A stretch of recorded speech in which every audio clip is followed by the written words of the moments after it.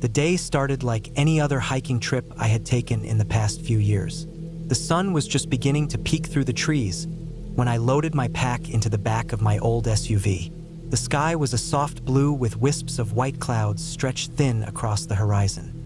I double-checked my supplies: water, food, first aid kit, map, compass, flashlight, extra batteries, multi-tool, and some energy bars. I had also packed a heavy-duty rain jacket, knowing the weather in this part of the country could change quickly. I strapped on my hiking boots, laced tight and worn for many miles on rough terrain. The day was cool, just the right temperature for a long hike. My plan was to tackle a remote trail deep in the national forest, one that few hikers seem to visit. I wanted the solitude, the chance to be alone with nature, to push myself beyond the usual paths.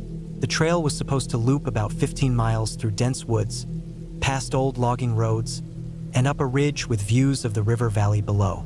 I had studied the map carefully the night before, noting the forks and landmarks. I was confident in my navigation skills. The drive to the trailhead took almost 2 hours. The further I went, the narrower the roads became, eventually turning into dirt and gravel tracks barely wide enough for my car. Trees lined both sides, their thick branches forming a canopy overhead. The forest was quiet except for the occasional bird call or rustle of small animals. I parked at the lot near a wooden sign that marked the trailhead, checked my pack one last time, then set off on foot. The trail began as a clear, well-trodden path. The ground was soft with pine needles and fallen leaves, muffling my footsteps. Tall pines and firs rose around me, their trunks straight and rough. I breathed in the fresh, earthy air, feeling a calmness wash over me. The forest was alive with subtle sounds. The wind whispering through the branches, the distant hum of insects, the occasional snap of a twig underfoot. For the first few miles, the hike was pleasant and steady. The trail wound through gentle slopes and open clearings where sunlight filtered down in golden beams. I took breaks every hour or so, sipping water and eating small bites of my energy bars. The map was accurate, and I kept track of my progress, making notes on my phone's GPS app for backup. As the day wore on, the forest grew thicker. The path became less defined, overgrown in places with bushes and fallen branches. The smell of damp earth and decaying wood grew stronger, mixing with the faint scent of moss and wildflowers. I noticed animal tracks in the mud, deer, maybe, and smaller creatures like raccoons or foxes. I moved carefully, stepping over roots and rocks, keeping my eyes on the trail markers carved into the bark of trees. Around midday, I reached a small creek crossing. The water was clear and cold, bubbling over smooth stones. I knelt and filled my water bottle, cooling my face with the fresh stream water. The sun was higher now, warming the forest floor and casting sharper shadows. I paused to rest and eat a more substantial snack, a sandwich I had packed, and watched a pair of birds flitting between branches. It was peaceful, almost too peaceful. After the creek, the trail climbed steadily. The incline was tiring, and my legs ached with the effort. The trees thinned as I gained elevation, replaced by scraggly bushes and patches of exposed rock. The wind picked up, cool and persistent.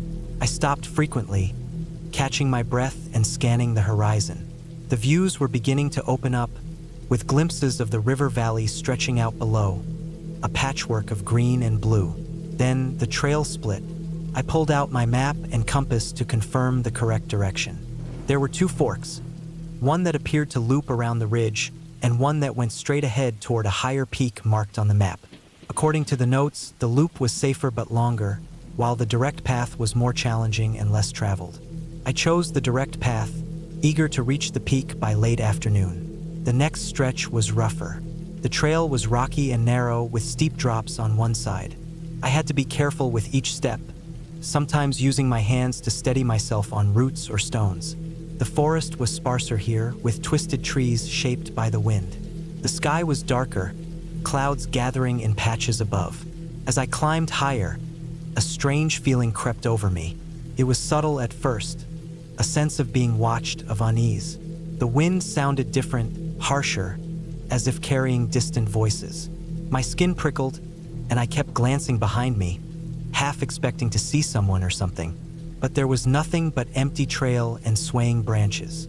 I tried to shake off the feeling, telling myself it was just my imagination. The forest could play tricks, and I was tired and alone. Still, I stayed alert, moving deliberately. Suddenly, I heard a noise. It was faint at first, barely audible over the wind. A snapping branch, maybe, or something scraping against rock. I froze, listening. The sound came again, closer this time, rhythmic and deliberate. It was not an animal. It was too heavy, too steady. I stopped and scanned the surrounding trees. Shadows shifted in the dim light, but nothing moved. I gripped my hiking pole tighter and took a cautious step forward. The noise stopped. For a moment, all was still except the whisper of the wind. I started walking again, faster now, eager to put distance between myself and the unknown. My heart pounded in my chest, breath coming in short gasps. After another 10 minutes, the trail opened onto a small plateau. From here, I could see the ridge ahead, dotted with jagged rocks and sparse trees. The sky was darkening with thick clouds rolling in fast. I pulled out my rain jacket and put it on. I checked my watch. I had been hiking for 6 hours. I was farther than I expected, but still had a few miles to go before I reached the peak and the loop back to the trailhead. I knew I needed to keep moving or risk getting caught out in the dark. The wind picked up, cold and biting now. The clouds thickened, blotting out the sun. A storm was coming. I hurried down the narrow trail toward the ridge, boots crunching on loose gravel. The trees grew thinner, replaced by low shrubs and rough, exposed earth. The trail was hard to follow, marked only by faint blazes of paint on rocks and tree trunks. Then I heard it again. The noise from before, only louder and closer. Heavy footsteps, crunching leaves, breaking branches. My pulse quickened. I stopped and scanned the area. Nothing visible, but the sound was definitely near. I slowed, edging to the side of the trail, trying to stay hidden behind a large boulder. My breath was loud in my ears, every muscle tense. The footsteps paused, then continued in the opposite direction. Relief washed over me, but it was short-lived. I realized I had lost the trail. The markers I had been following disappeared, obscured by fallen leaves and mud. I turned in circles, trying to orient myself with the compass and map, but the storm clouds made it hard to see landmarks. The wind howled now, whipping through the ridge, and the first drops of rain began to fall. The sky was a slate gray, and the forest seemed to close in around me. I knew I had to find shelter fast. I searched for a place to hide from the storm, spotting a shallow cave formed by a rocky outcrop. It was narrow but dry, offering some protection from the wind and rain. I crawled inside, laying down my jacket and packed to make a small bed. As the rain poured down outside, the sound of the storm was deafening, water running off rocks and pooling below. I tried to calm my breathing, telling myself I just needed to wait it out, then find the trail again. Hours passed. The storm raged through the night. Lightning flashed, illuminating the cave in stark white light. Thunder boomed overhead, shaking the earth. I felt small and vulnerable, surrounded by darkness and the relentless noise. When the storm finally eased, dawn was just breaking. The forest was soaked and dripping, with mist hanging low among the trees. I emerged from the cave, soaked to the bone but relieved to be alive. I took out my map and compass again. I knew I had to find the trail and get back before nightfall. I headed downhill, following what I hoped was the right direction. The forest was quiet now, almost too quiet. The storm had cleared the air, but the trail was muddy and slippery. I slipped a few times, scraping my hands and legs, but kept moving. Eventually, I saw the faint blaze of orange paint on a tree, a trail marker. I let out a sigh of relief and followed the marked path carefully. The rest of the hike was slow and cautious. I kept checking my compass, stopping often to rest and drink water. The sky was overcast, but at least the rain had stopped. The forest was alive with birds and the fresh smell of wet earth. After several hours, I reached the trailhead. My car was still there, untouched. I threw my pack inside and sat behind the wheel, exhausted but safe. The hike had been the hardest and scariest I had ever done. I had gotten lost, faced a storm,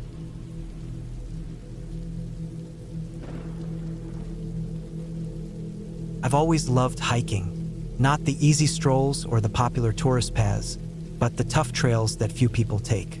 The kind where you can feel completely alone, surrounded by nothing but trees and rocks and the sound of the wind. It's peaceful in a way that's hard to explain, but sometimes that peace can turn into something else. Something that makes you realize how small and fragile you are out there. This is the story of a hike I took alone in a remote area of the mountains, and how it turned into one of the most frightening experiences of my life. There were no ghosts, no monsters, no fantasy or fairy tale nonsense.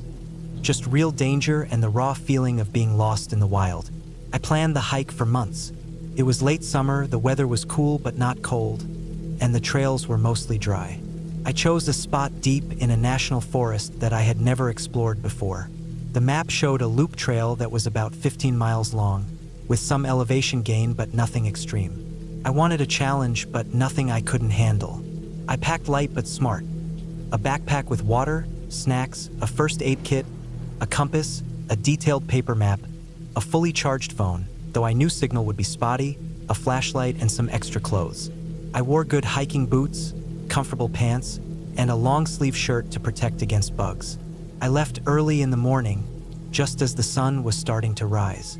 The air was crisp, and the forest smelled fresh. Birds were singing, and the light filtered through the leaves, casting long shadows on the dirt path. I felt calm and excited. This was my kind of day. The first few miles went well. The trail was clear and well marked with wooden signs nailed to trees. The path wound through tall pines and patches of wildflowers. I stopped now and then to take pictures or to rest by a creek, letting the cold water run over my hands. The quiet was soothing. I noticed a few animal tracks in the mud. Deer, maybe a fox. I felt connected to the forest, like I was part of something bigger. I didn't see any other hikers, but that was fine. I preferred it that way. After about 5 miles, the trail started to get harder. The path narrowed and became rocky. The trees grew closer together, and the sunlight struggled to reach the ground. I felt a little colder, even though it was still daytime. Then I came to a fork in the trail. The map showed the loop clearly, but the signs were missing. I paused, pulling out my map and compass. The map said to take the right fork, but the right path looked faint, almost like it wasn't used much. The left path was wider and easier. I hesitated. Part of me wanted to take the obvious path and play it safe, but I reminded myself that I wanted the real trail, the loop. I chose the right fork. That's when things started to feel different. The trail became less visible. It was mostly dirt and leaves now, with rocks and roots making every step tricky. The trees were thick, and the forest grew darker even though it was still morning.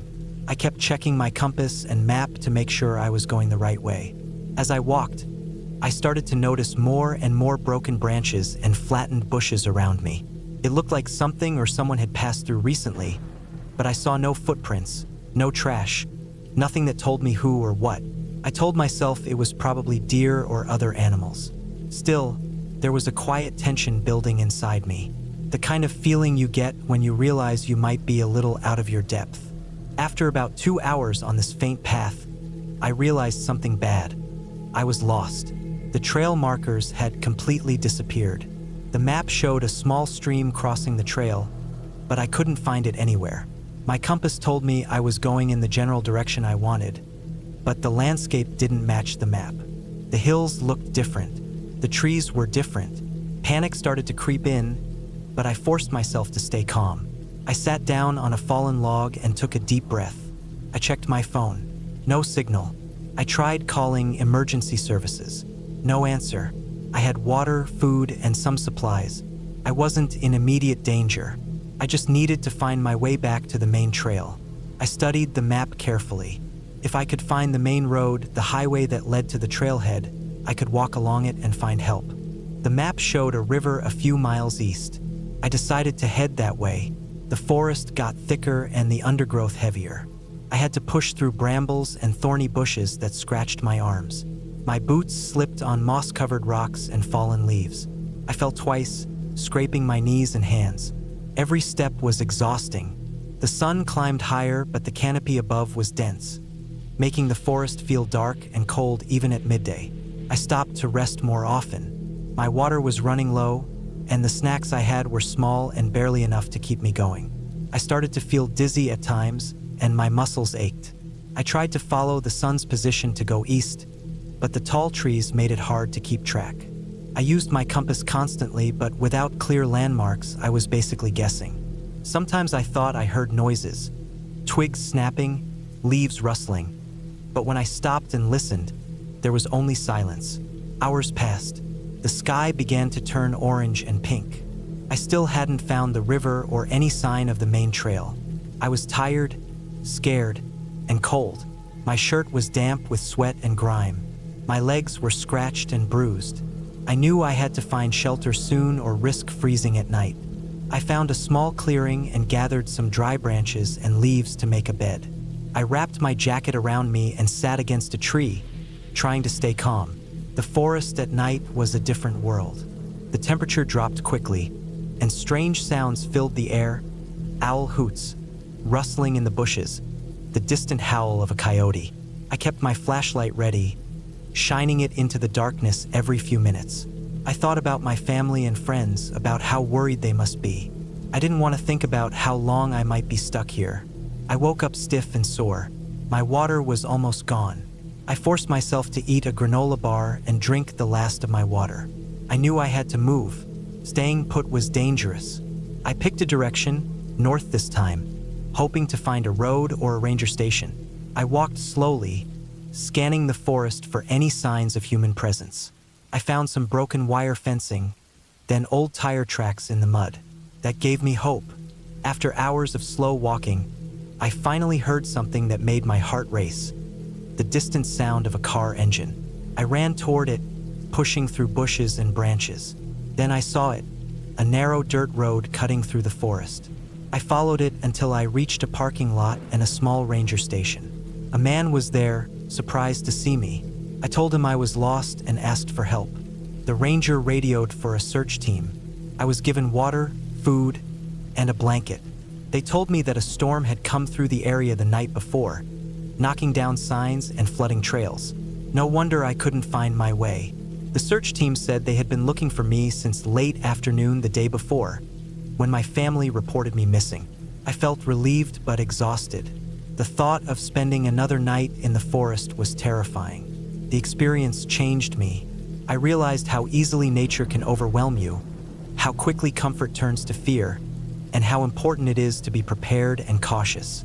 I learned to respect the wilderness more deeply. It's beautiful but unpredictable, full of hidden dangers that no amount of planning can completely erase. Since then, I always double-check my gear, leave my itinerary with someone, and avoid hiking alone in remote places without proper backup. The forest still calls to me, but now I listen carefully to its warnings.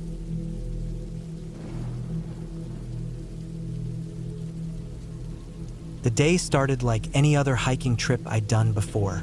I had been hiking alone for years, and I was confident in my ability to handle myself out on the trails. This time, I had chosen a route that was moderately difficult but promising beautiful views. A trail that climbed steadily through dense forest, then opened up onto rocky ridges with panoramic sights. The plan was to hike in early, camp overnight, and hike out the next day. I packed my backpack carefully the night before, making sure I had enough food, water, my tent, a sleeping bag, my map and compass, and extra layers of clothes. I left my phone off to save battery but kept it close. The area was remote, but I had told a close friend the route and when I expected to be back. I felt prepared and calm. The morning air was crisp, the sky clear and bright. I stepped onto the trail around 7 a.m., boots laced tightly, poles in hand. The first few miles passed easily, the forest thick with pine and fir trees, the scent of earth and pine needles fresh in the air. Birds sang high in the branches, and occasionally a squirrel or chipmunk scurried across the path. The trail was well-marked and well-trodden. I could hear the soft crunch of leaves and gravel beneath my boots with every step. As I climbed higher, the terrain became rockier, the trees thinner. The sun climbed higher too, warming the air. I stopped frequently to catch my breath and take small sips of water. The trail zigzagged up steep slopes covered in loose stones and patches of moss. The The landscape changed as I gained elevation. The forest gave way to scattered bushes and twisted trees struggling to survive in the thin soil. The wind picked up here, sharp and cold against my skin. About 4 miles in, I reached a small clearing that offered a view down into a deep valley. I stopped again to rest, sit on a large flat rock, and eat a quick snack. The valley below was green and lush, with a river snaking through it like a silver ribbon. The mountains on the other side rose sharply, their peaks jagged and white with snow even though it was late spring. I checked the map and compass. I was exactly where I thought I was, no surprises. After a short break, I continued. The path now led up along a ridge that was narrower, the ground uneven with exposed roots and stones. I walked carefully, watching my footing. The trees here were small, stunted, and bent by the wind. The trail wound around large boulders covered in moss and lichen. Around midday, clouds started to gather.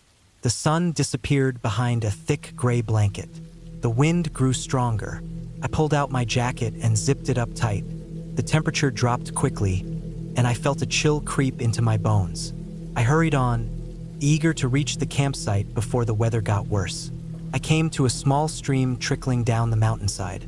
The water was clear and cold. I took out my water filter and filled my bottle. The sound of rushing water was soothing and steady. I followed the trail upstream a short distance until I found the flat area I had planned to camp on. It was a little plateau with enough space for my tent, surrounded by trees on 3 sides and open on the 4th, overlooking the valley below.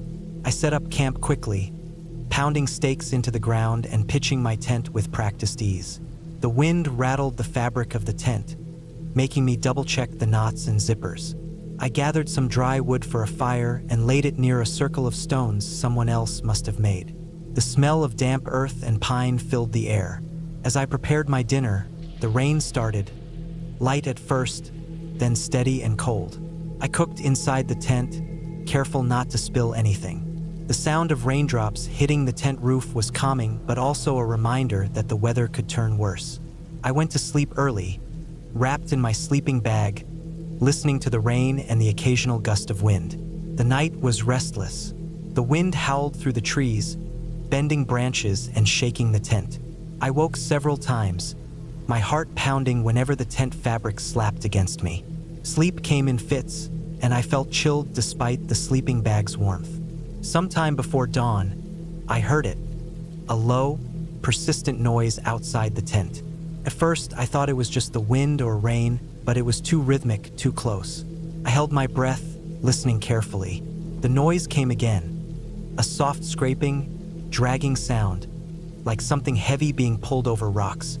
I tried to tell myself it was a fallen branch or some animal moving around, but the sound kept coming closer and closer to the edge of the campsite.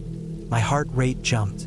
I grabbed my flashlight quietly and unzipped the tent just enough to peek outside. The rain had stopped, but the wind still blew fiercely. The forest was dark and shadowy, the only light coming from my small beam. I scanned the area around the tent slowly, but I saw nothing. Still, the noise was there, just beyond the tree line. Slow, heavy scraping, and now faint thuds like footsteps. The sounds were not animal-like. No normal forest creature moves like that, at least not this close to humans. The hairs on my neck stood up. I considered my options. I could stay inside the tent and hope it was nothing, or I could grab my backpack, headlamp, and hiking poles and try to get out quickly before whoever or whatever it was approached. The campsite was on a ridge with a steep drop on one side and thick trees on the other. I knew that if I tried to run down the trail, the ground would be slippery from rain, and the rocks could be dangerous. The scraping sound stopped suddenly, leaving an eerie silence except for the wind in the trees. My breathing was loud in the quiet. Then, from deeper in the forest, I heard a sharp crack, like a broken branch snapping under weight. The sound echoed in the valley. I was frozen, unable to move. I remembered the emergency whistle in my pack. I fumbled to find it and blew a loud, sharp blast. The sound carried across the trees. I waited for a response, but none came. No other campers nearby. Minutes passed. The forest seemed still, but the tension hung heavy in the air. I gathered my courage, zipped up the tent, and grabbed my pack. I moved quickly but carefully, not wanting to trip in the dark. The trail was muddy, and my boots slipped on wet stones. I aimed for the downhill path. It was the fastest way back to the trailhead, about 3 miles away. The first mile was the hardest. The wind had knocked down branches and soaked leaves made the trail slick. Every snap of a twig or rustle in the bushes made my heart leap. I kept looking behind me, even though I knew whoever was there would already be far behind or ahead. After an hour of hiking downhill, the forest began to thin, and the sky lightened. I was exhausted, soaked, and cold, but I felt safer as the trees got smaller and the underbrush cleared. When I finally reached the trailhead parking lot, a small clearing with a few cars and picnic tables, I was relieved. I sat on a bench to catch my breath and make a quick call. The phone had a weak signal, but enough to send a message to my friend that I was safe and on my way back. The walk to my car was slow but steady. I didn't stop until I was inside the locked vehicle, heater on full blast. I peeled off my wet jacket and boots, still trembling from adrenaline and cold. Driving away, I looked back at the forest edge, dark and quiet in the early morning light. The experience stayed with me long after that day. The feeling of being watched, the scraping sounds, the broken branches. No one else had reported anything strange on that trail, and I never found out what or who was out there that night. In the weeks afterward, I made some changes. I hiked with others, carried a GPS device, and always had a personal emergency beacon. The forest that had once been a peaceful escape became a place I respected deeply, not just for its beauty, but for the unknown dangers it can hide. Sometimes the scariest things aren't ghosts or monsters. They're just real people or real threats in the wrong place at the wrong time. That hike taught me to always stay alert, trust my instincts, and never underestimate the wild. Nature is beautiful, but it can also be unforgiving. And sometimes, the things that scare you the most are the things you don't see. Only hear, feel, and hope you never encounter again.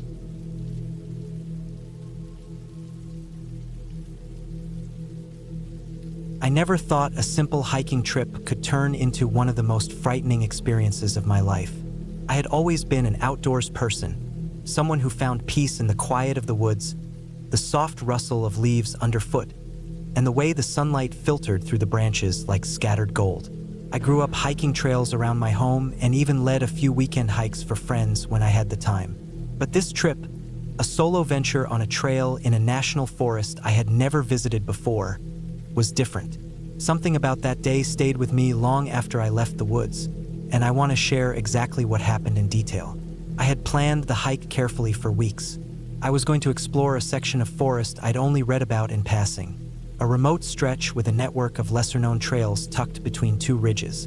The trail was supposed to be about 12 miles round trip, with some steep climbs and great views at the summit.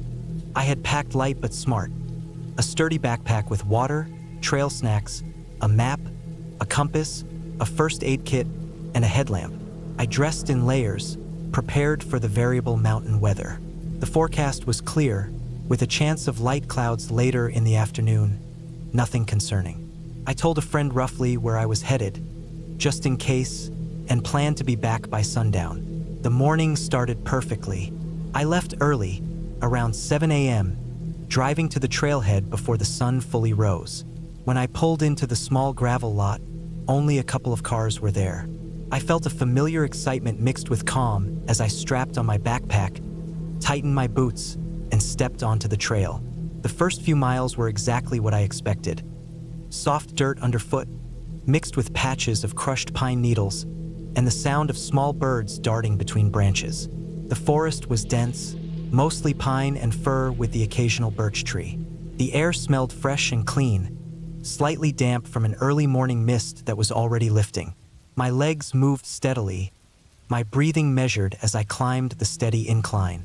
At about 2 hours in, I reached a clearing overlooking a small valley. The view was beautiful.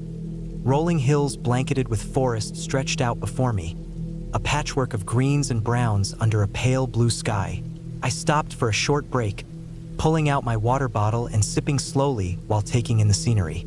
I checked my map to confirm my position. Everything was right on track. I pushed onward, the trail narrowing as it wound between rocky outcrops and thick stands of trees. At times, I had to duck low branches or sidestep fallen logs, but I didn't mind the extra challenge.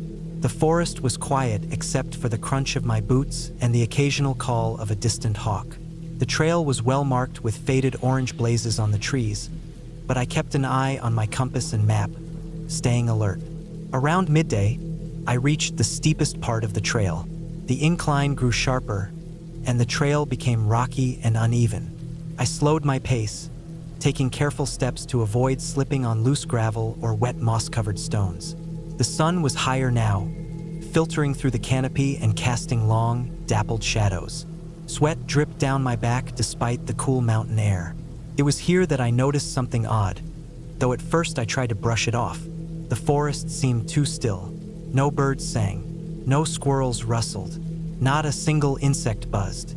Usually, even in the deepest woods, there's some sign of life, some noise or movement. But here, the silence was thick and heavy, almost unnatural. I stopped for a moment, turning slowly to look all around me. The trees swayed gently in the breeze, but no animals stirred. I chalked it up to the time of day. Perhaps the wildlife was hiding from the sun's heat. I kept moving, but that uneasy feeling lingered. After another mile, the trail began to descend gently into a narrow ravine. The ground was softer here, with patches of moss and scattered leaves. The trees grew closer together, their branches intertwining overhead, making the light dimmer. The air smelled damp and earthy. I heard the faint sound of running water somewhere below. Suddenly, the trail became harder to follow. The orange blazes were fewer and farther between. The ground was more uneven, with fallen branches and rocks blocking the path in places. I slowed again, trying to find the clearest way forward. That's when I saw it. A set of footprints in the soft dirt.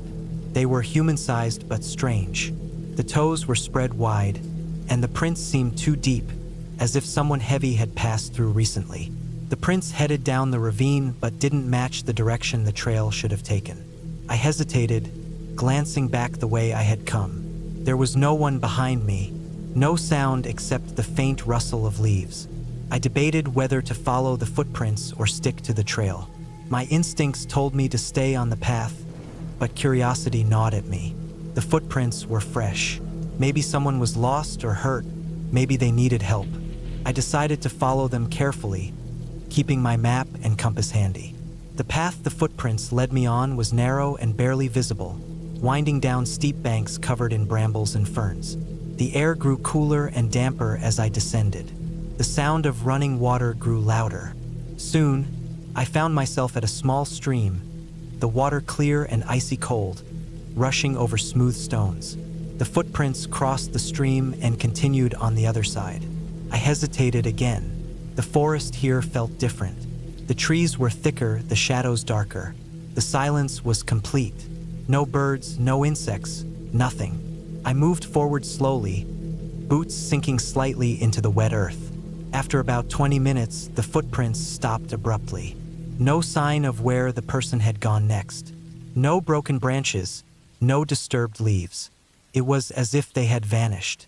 That's when I realized I hadn't seen any other people on the trail all day, except at the parking lot. No hikers, no runners, no bikers. The only signs of human presence were these footprints and the faint orange blazes that now seemed barely visible. I felt my heart start to beat faster. I looked around carefully, scanning the dense underbrush. No movement, no sound. The only thing I could hear was the stream rushing beside me. I decided it was time to turn back. The sun was already halfway down the sky, and I didn't want to risk losing my way in the dark. I retraced my steps carefully, following the footprints back across the stream, up the steep bank and toward the trail. But when I reached the main trail, something was wrong. The orange blazes that had been so clear earlier were now faded or missing. The path I thought I knew was overgrown, covered with fallen leaves and broken branches, almost impossible to follow. I checked my compass and map, but I was disoriented. The dense trees blocked much of the sky, making it hard to see the sun's position. The forest looked unfamiliar, every tree and rock blending together. I walked in what I thought was the right direction, but the trail kept disappearing. I had to push through thick brush, my legs scratched by branches and thorns. My water was running low. My energy was starting to wane. Time passed slowly. The sun dipped lower, the light turning golden then fading. Shadows stretched long and merged into darkness. I was alone, deep in a forest that seemed endless and silent. Then something else began to happen. I started to hear noises. Not animals or birds, but sounds like heavy footsteps, snapping twigs, and faint rustling coming from just beyond the trees. The sounds were irregular and seemed to circle me, moving from one side to the other. I stopped moving, heart pounding in my chest. I scanned the tree line, but all I saw were shadows and shapes. My breath caught in my throat. I tried to calm myself, telling myself it was probably a deer or another animal, but the footsteps sounded too heavy and deliberate, and the rustling was too close. I picked up my pace, moving faster despite the uneven ground. The forest seemed to close in around me, the darkness thickening. I felt exposed and vulnerable, knowing I was alone with no one around for miles. At one point, I slipped on a wet rock and nearly fell. I caught myself just in time, bruising my hand on the cold stone. My backpack shifted uncomfortably, but I kept moving, focusing on putting one foot in front of the other. I remembered the emergency whistle I carried. I hadn't thought I'd need it, but now I pulled it out and blew it loudly. The sharp sound cut through the forest. I waited, but no answer came. The footsteps stopped for a moment, then started again, slower this time, farther away. That made me feel even more uneasy. The sky was almost completely dark now. I didn't have my headlamp on yet, hoping to save the batteries, but the fading light forced my hand. I switched it on, the beam cutting through the blackness in front of me. The narrow circle of light illuminated the path and the surrounding trees. I moved cautiously, following the light's beam. Every snap and rustle made me jump. I kept checking my watch and map, trying to figure out how far I was from the trailhead. After what felt like hours but was probably only 30 minutes,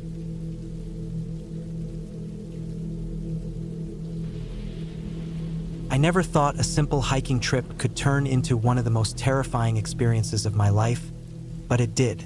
It happened about 3 years ago during the late summer, when the weather was still warm but the nights were already growing cooler. I decided to take a solo trip to a well-known state park, famous for its rugged trails and deep forests. The park was about 2 hours from my home, not too far, but far enough that I could disappear into nature for a couple of days without interruptions. I was an experienced hiker.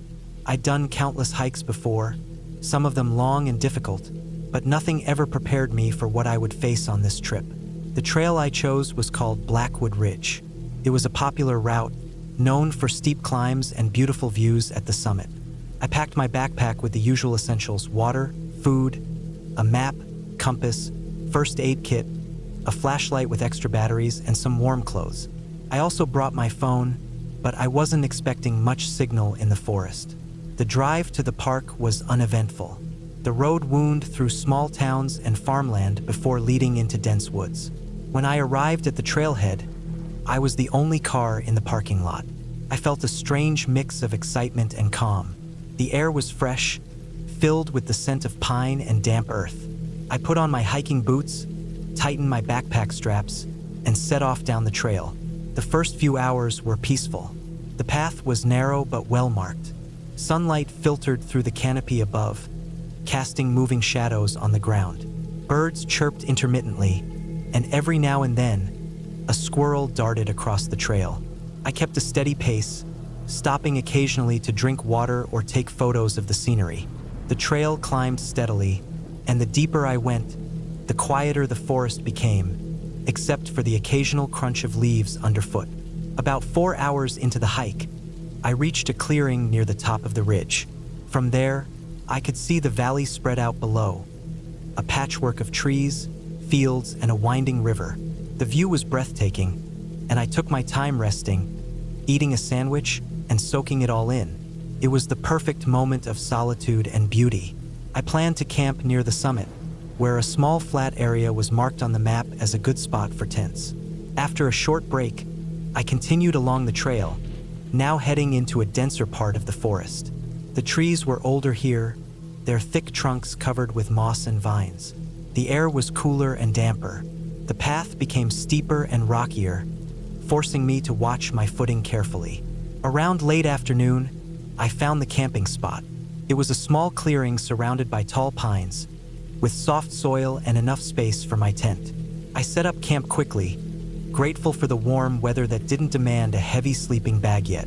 After finishing some water and preparing a simple dinner of dried noodles, I spent some time exploring the immediate area, just walking around to stretch my legs.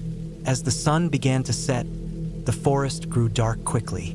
I lit my small lantern and prepared for the night. The sounds of the forest changed too.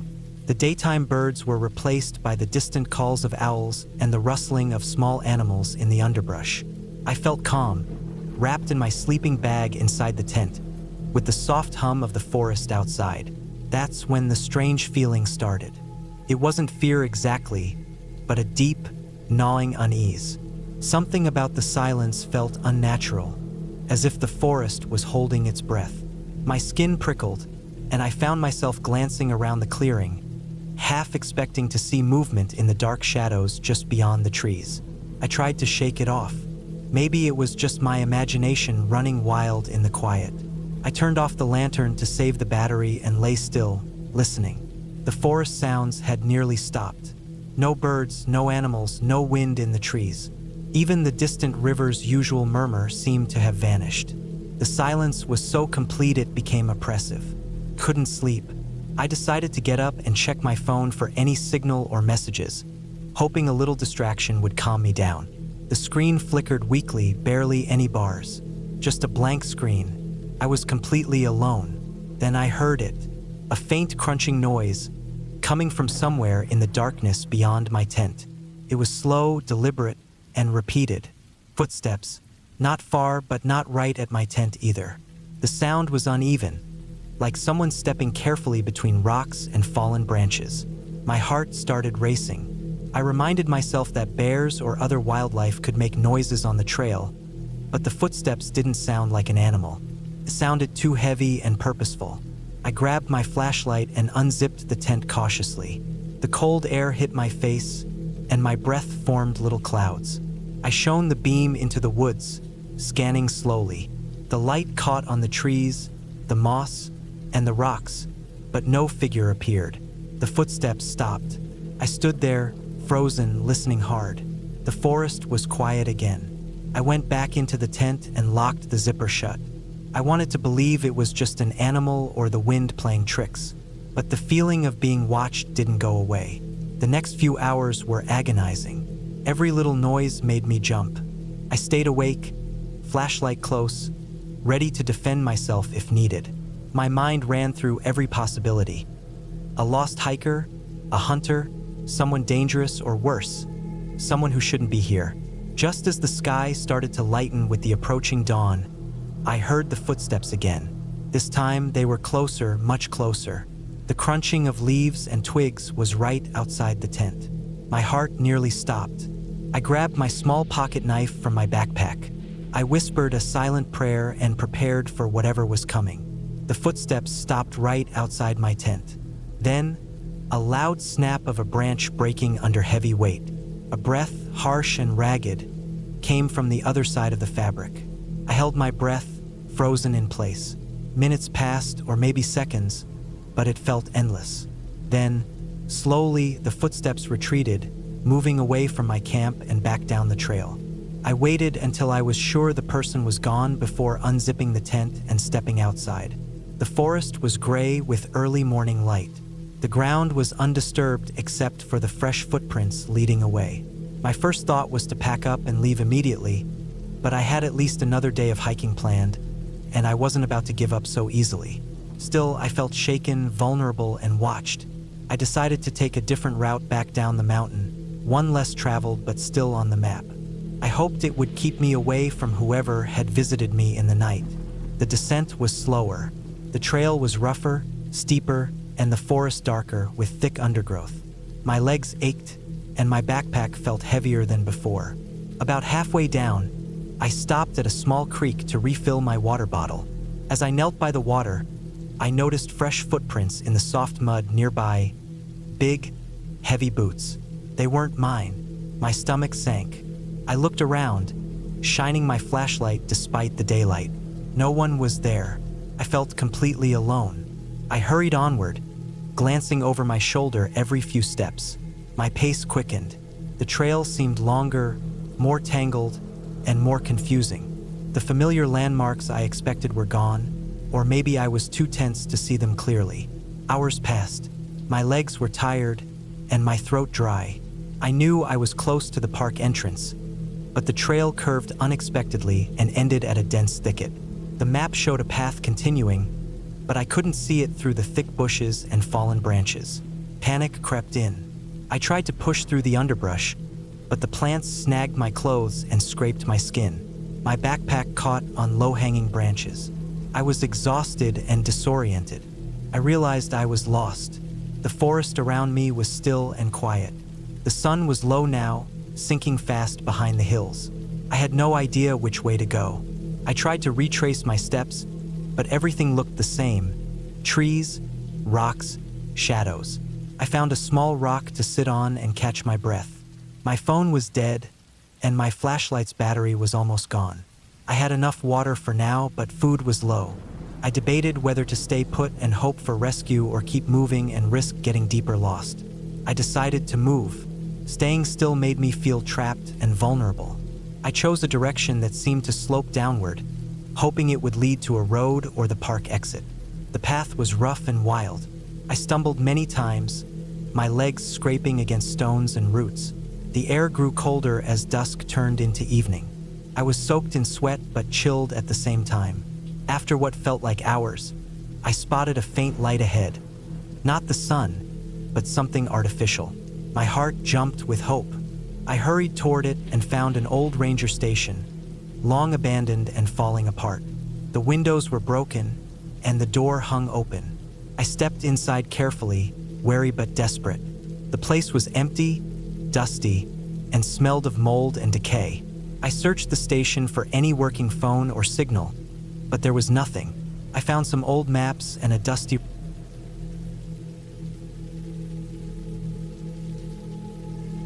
I had always liked hiking alone. There was something about walking by myself through the quiet woods that made me feel calm and free. I didn't have to talk or explain anything to anyone. I could just be with my thoughts and the sounds of nature. It was peaceful and simple. I didn't expect that one day, a normal hike would turn into one of the most frightening experiences of my life. It was early September when I decided to take a trip to a forest that wasn't too far from my town. I had been there once before, but only for a short walk. This time, I wanted to go deeper, to explore the back trails that were less traveled and less marked on the maps. I packed my day pack carefully. A bottle of water, some trail mix, a small first aid kit, a map, a compass, a flashlight, a multi-tool, and a light rain jacket. I wore sturdy hiking boots and comfortable clothes, ready for a long walk. The weather was cool but pleasant, with a soft breeze and some clouds in the sky. The sun was low when I started, casting long shadows across the forest floor.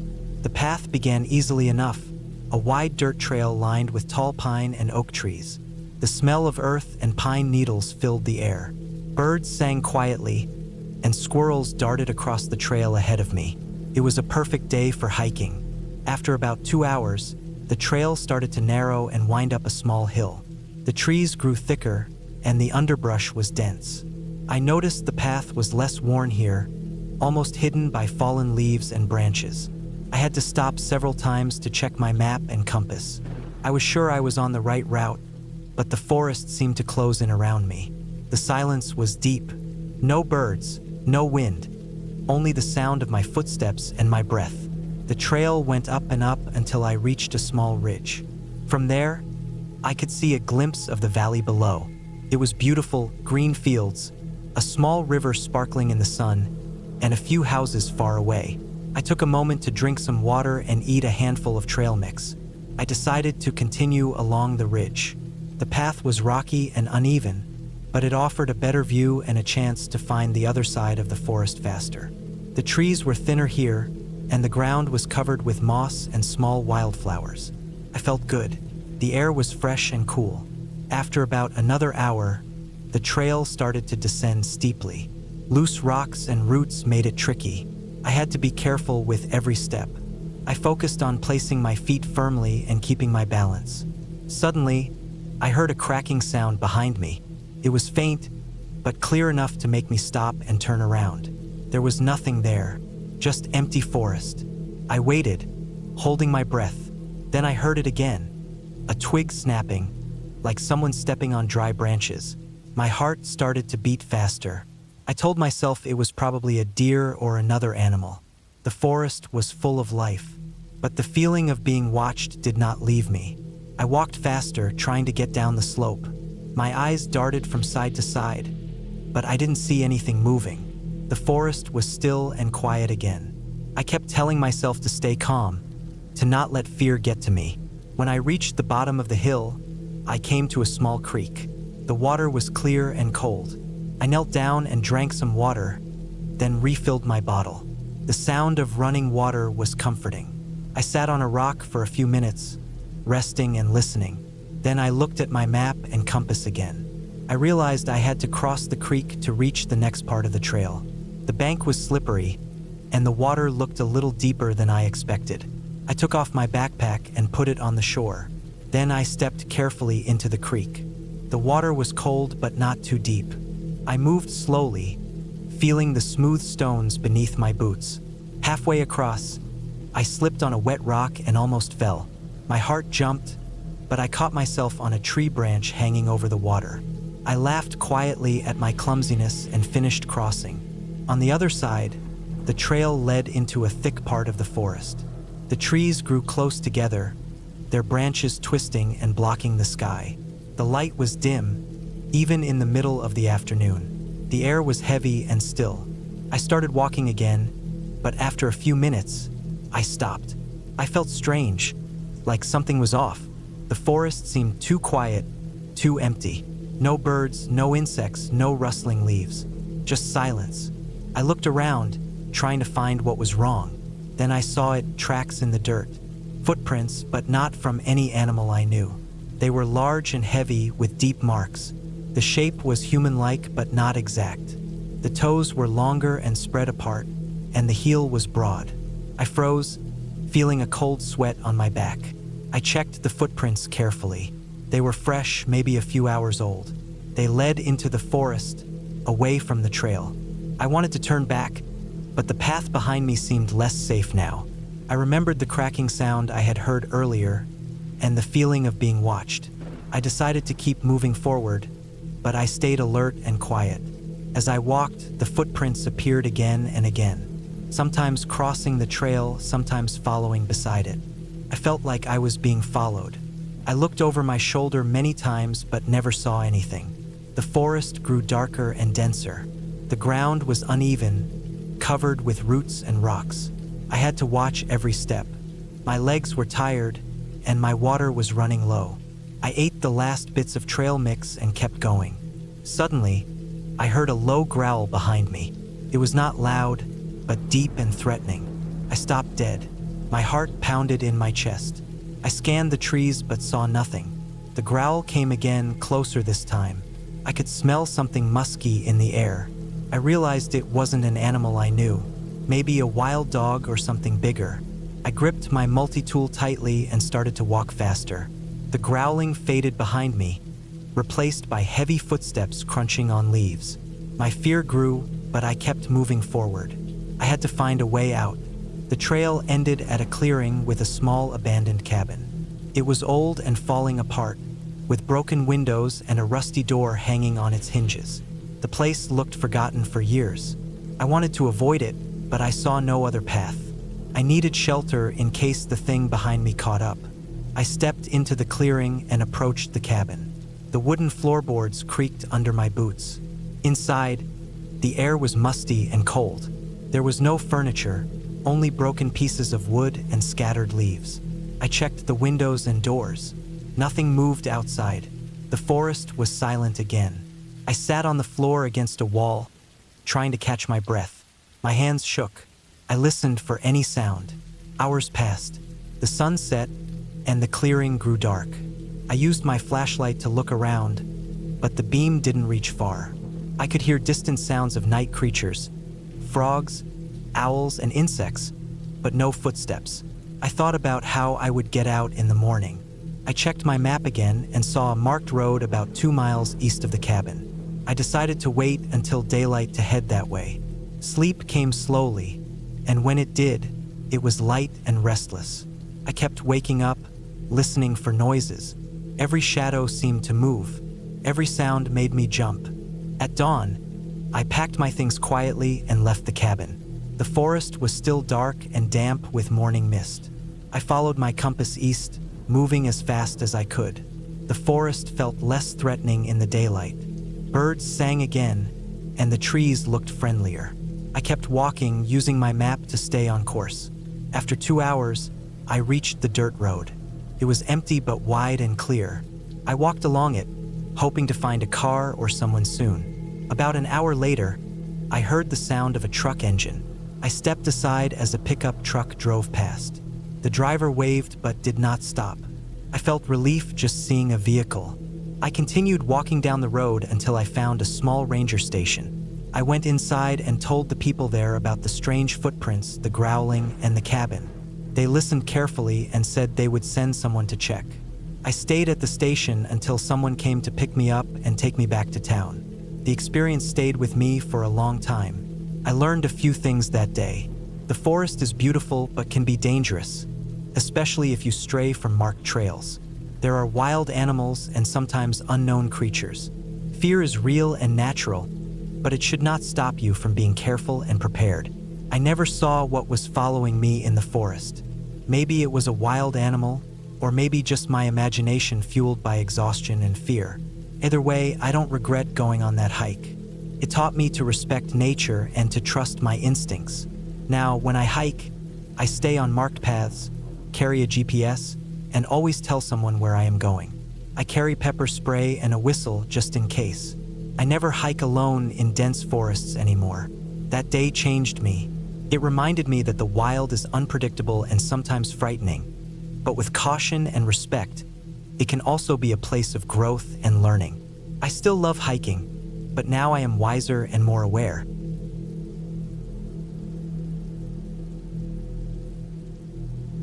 It was supposed to be a quiet weekend hike.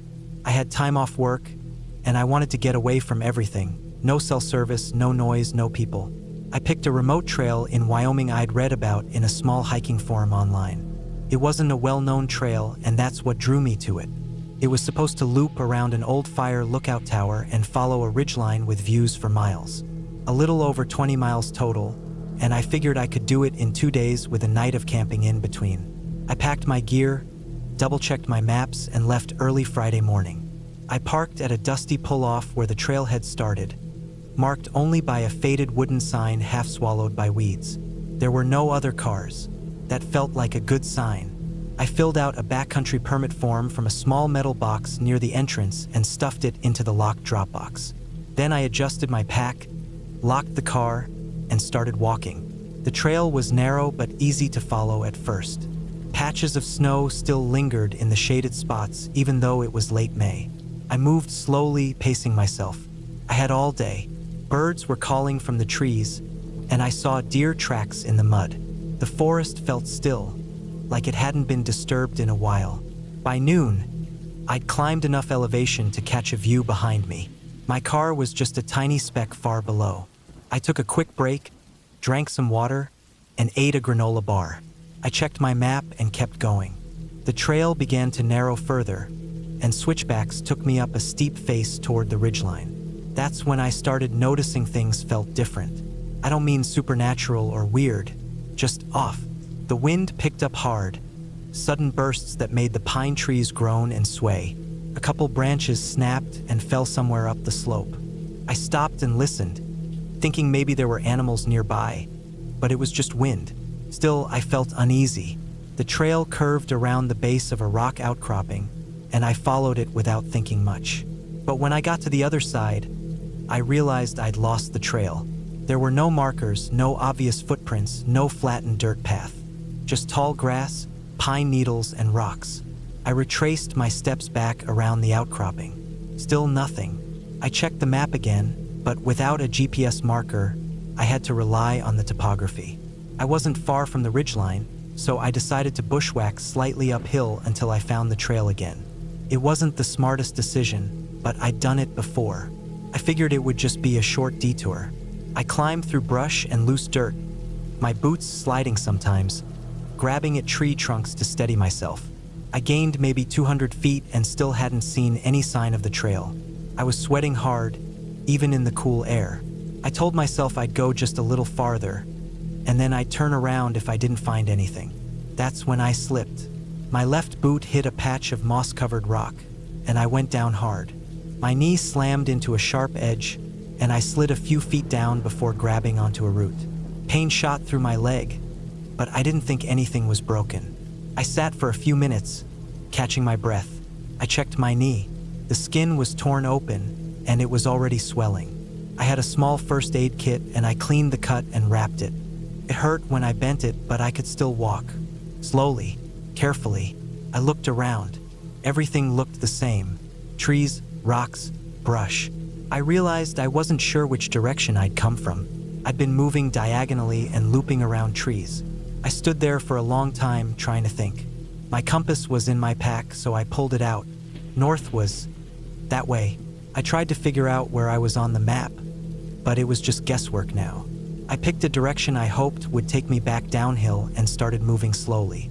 Every few steps, I stopped to listen. I was hoping to hear water, voices, anything. It was just silent, except for wind and creaking branches. By the time the sun started dropping, I still hadn't found the trail again. I hadn't even seen a clearing or a landmark. Everything looked the same. My knee throbbed. I needed to stop for the night. I wasn't going to risk walking in the dark. I found a flattish area between two boulders and cleared away some debris. I set up my tent, filtered water from a tiny seep I'd found earlier, and made a quick dinner with my stove. I was too tired to eat much. I climbed into my sleeping bag and stared at the tent ceiling. My knee ached badly now. I didn't sleep well. Every noise outside made me jolt awake. I knew it was probably just animals. Raccoons, maybe a deer, but in the dark, everything sounded closer and more threatening. At one point, I heard what I thought was heavy breathing outside the tent, but it passed by. Probably wind. Probably. Morning came and I packed up. I decided to keep moving downhill. I figured I must have crossed over the trail somehow. My water supply was low, and my food wouldn't last another day. My knee was worse now.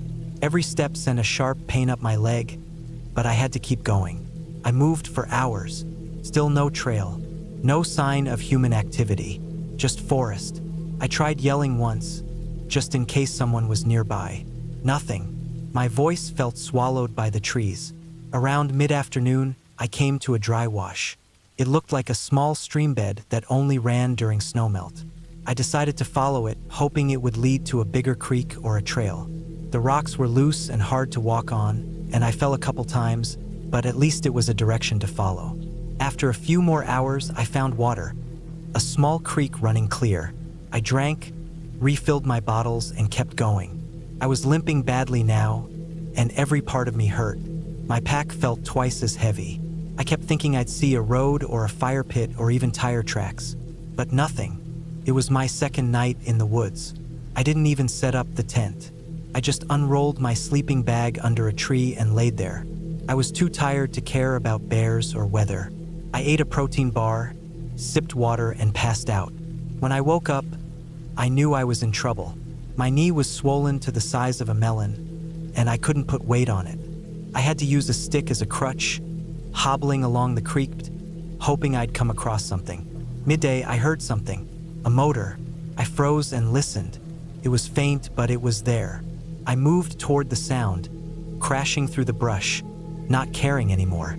The noise faded, then came back louder. I followed it. Then I saw it.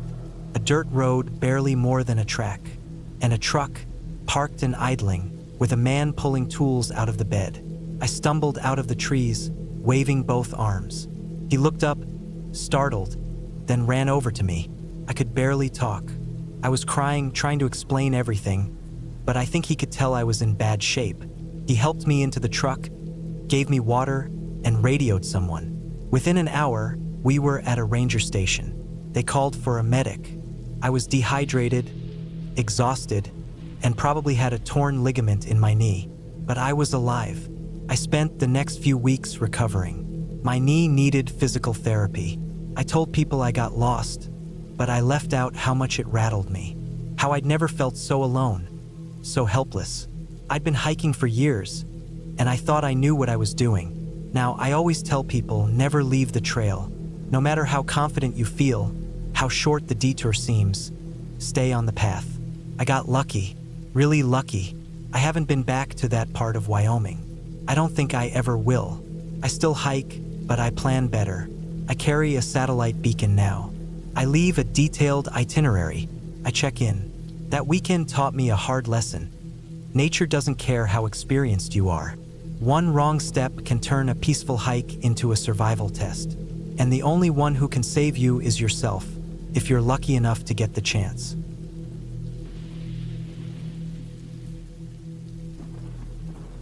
It started on a Thursday morning in mid-October.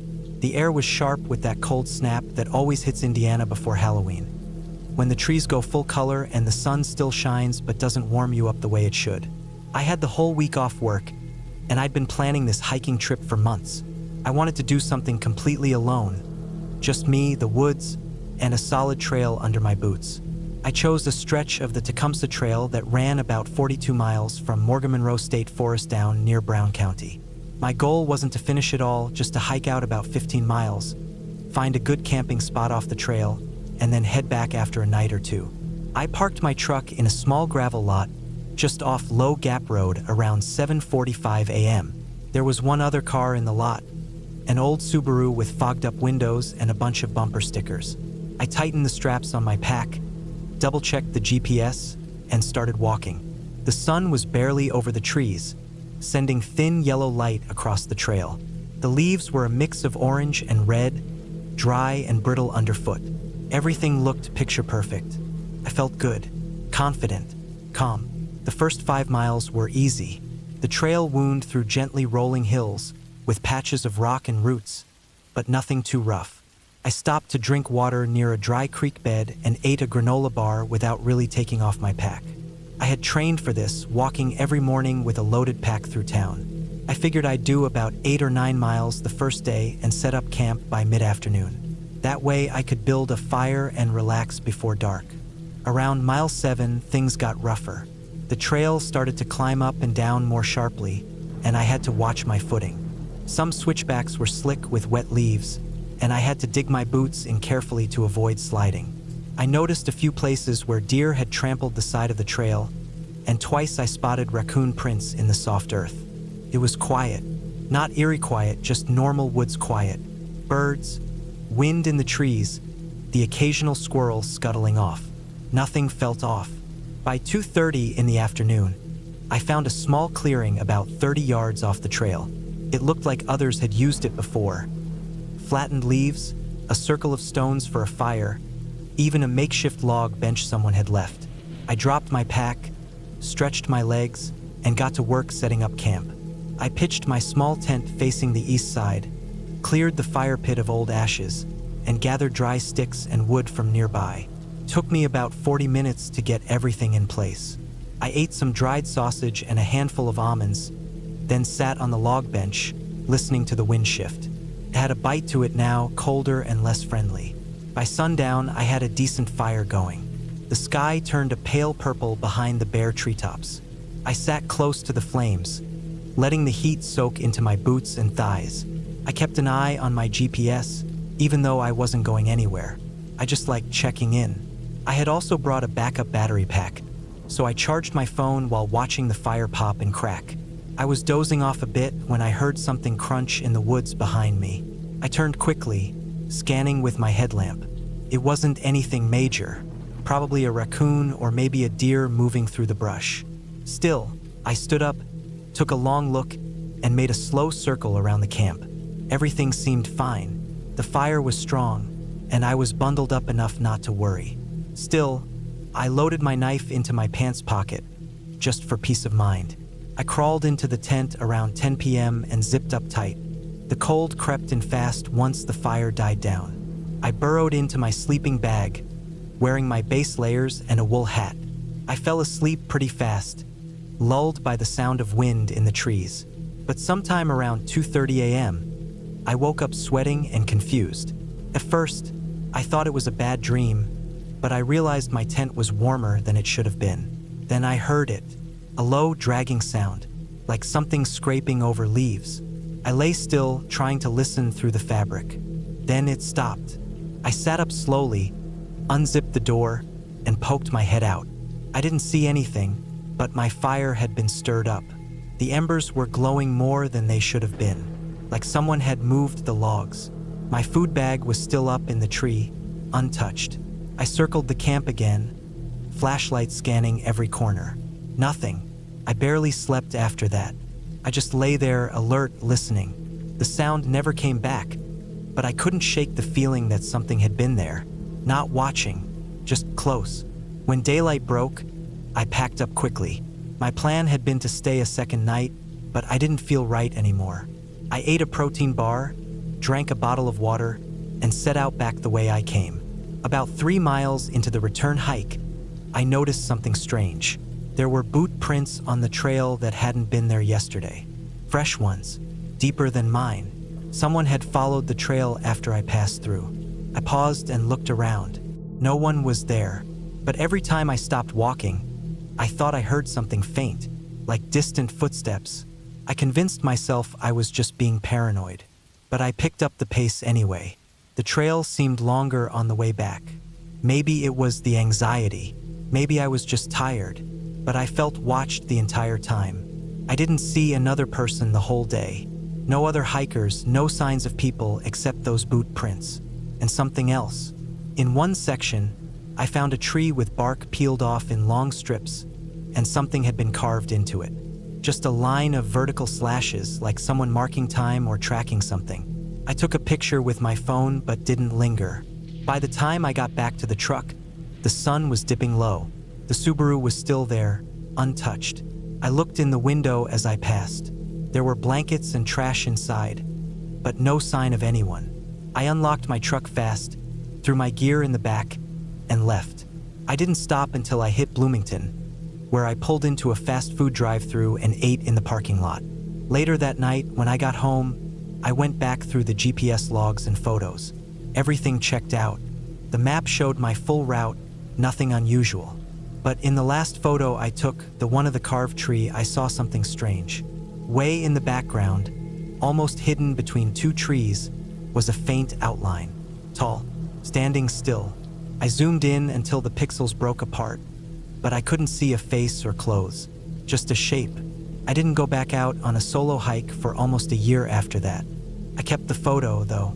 I even printed it. Sometimes I stare at it, trying to make sense of it. I don't know if someone was following me or if I just happened to cross paths with someone else camping out there. But that feeling, the sense of being watched, of something just behind you can't see, that stuck with me. It's still with me even now. But I was lucky. I made it home. Nothing happened. No missing gear, no confrontation, no injury. Just a heavy feeling and a memory I can't fully explain. I still hike, but now I stay in more popular areas. I stick to the day trails, and I always look behind me more often than I used to.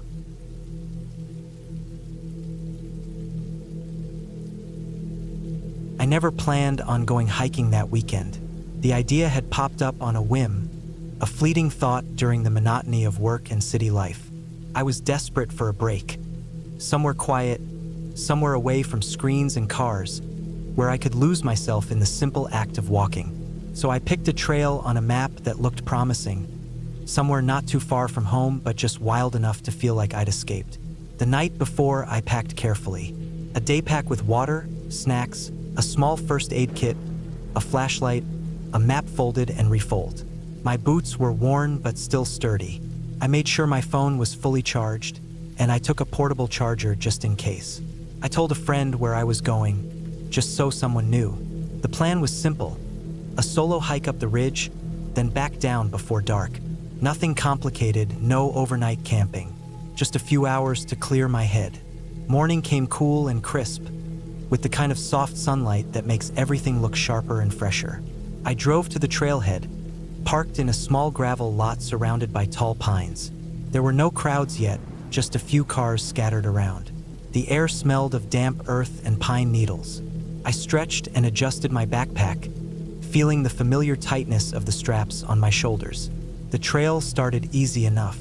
Wide dirt path with some roots here and there. I walked at a steady pace, listening to the crunch of my boots on the forest floor, the distant sound of birds.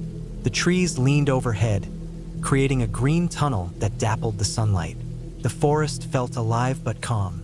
I watched a squirrel dart across the path, then paused to look at me before disappearing up a tree. I breathed deep and kept going. After about an hour, the trail began to climb more steeply. The path narrowed, and rocks started to jut out from the ground. My legs burned a little, but I liked the challenge. I paused once to catch my breath, wiping sweat from my forehead. The view behind me had opened up, a patchwork of fields and roads fading into the morning haze. I took a sip of water and moved on. The forest grew denser. The trees were older and taller here, their trunks thick and scarred. The underbrush was tangled, with bushes and ferns crowding the edges of the trail. It felt quieter now, like the world had shrunk to just me and the trees. Occasionally, I heard a snap of a twig or a rustle in the leaves, but I told myself it was just animals going about their day. No reason to be nervous. I was about halfway up the ridge when I noticed the trail was less maintained. There were fallen branches and rocks scattered across the path. The dirt was loose in spots, making footing tricky. I slowed down, carefully placing each step. The incline was tiring. I took frequent breaks, leaning against tree trunks or sitting on exposed roots. I ate a granola bar and drank more water. Around this time, I realized I hadn't seen another person for a while. Not a single voice or footstep. The silence felt heavier. The wind picked up, and the trees creaked softly. Shadows shifted even though the sun was still high. It was strange how quickly the peacefulness of the forest could turn into a feeling of isolation. I pulled out my phone to check my location. No signal. Of course, I thought, this was the price of getting away from everything. I didn't panic. I still had the map and compass, and I had marked the route beforehand. I stuffed the phone away and focused on the trail ahead. The path started to curve around the ridge. I noticed the ground was wetter here, moss thick on the rocks and soil. The air was cooler, damper. My boots slipped once or twice on slick stones. I kept my eyes on the trail, trying not to think about how far I still had to go. Suddenly, I heard something, a low crunching sound, like footsteps but heavier, coming from somewhere behind me. My heart jumped. I stopped and listened. The sound stopped too. I waited, holding my breath. When nothing else happened, I told myself it was just my imagination, maybe an animal. I picked up my pace. The trees began to thin as I neared the ridge's top. The trail leveled out and opened to patches of grass and wildflowers. The sky was wide and clear now, stretching bright blue overhead.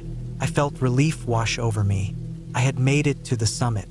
I sat on a flat rock, pulling out my water bottle. The wind blew gently, carrying the scent of pine and wildflowers. The view was stunning. Rolling hills and forests stretched for miles. I took out my camera and snapped a few pictures. After resting, I decided to explore a little off the main path.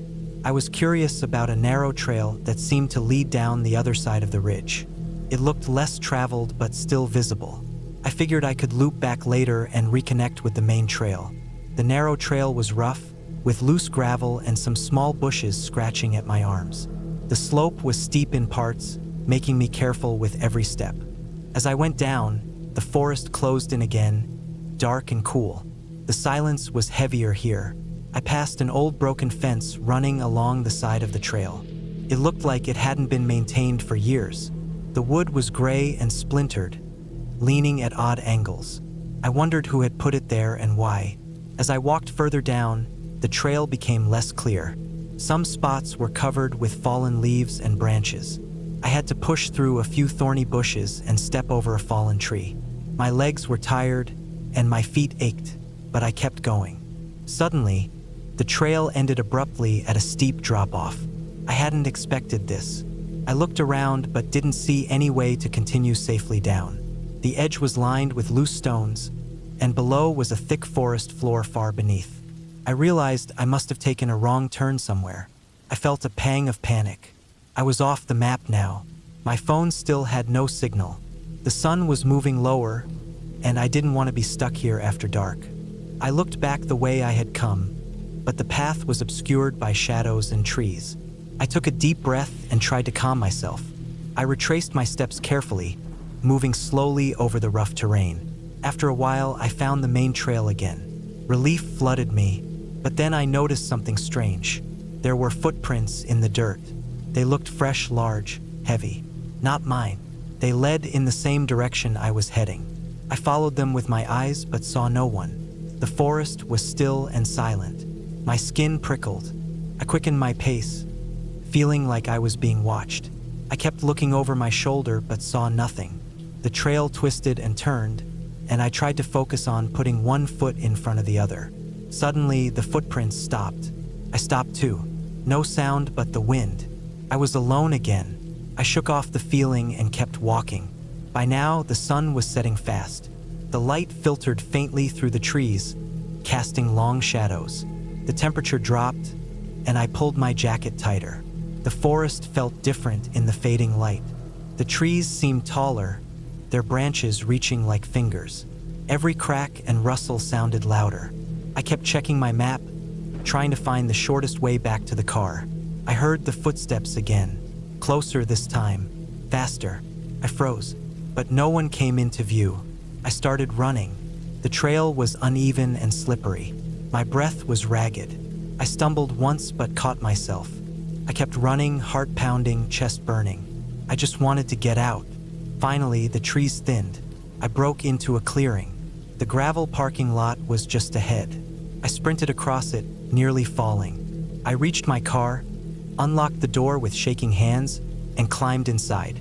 I locked the doors and started the engine. My hands trembled as I pulled out of the lot. I glanced in the rearview mirror. Nothing was there. The forest looked calm again. But I knew better. I knew what I had felt. Alone was different out here. Sometimes, being alone means you're not really alone at all.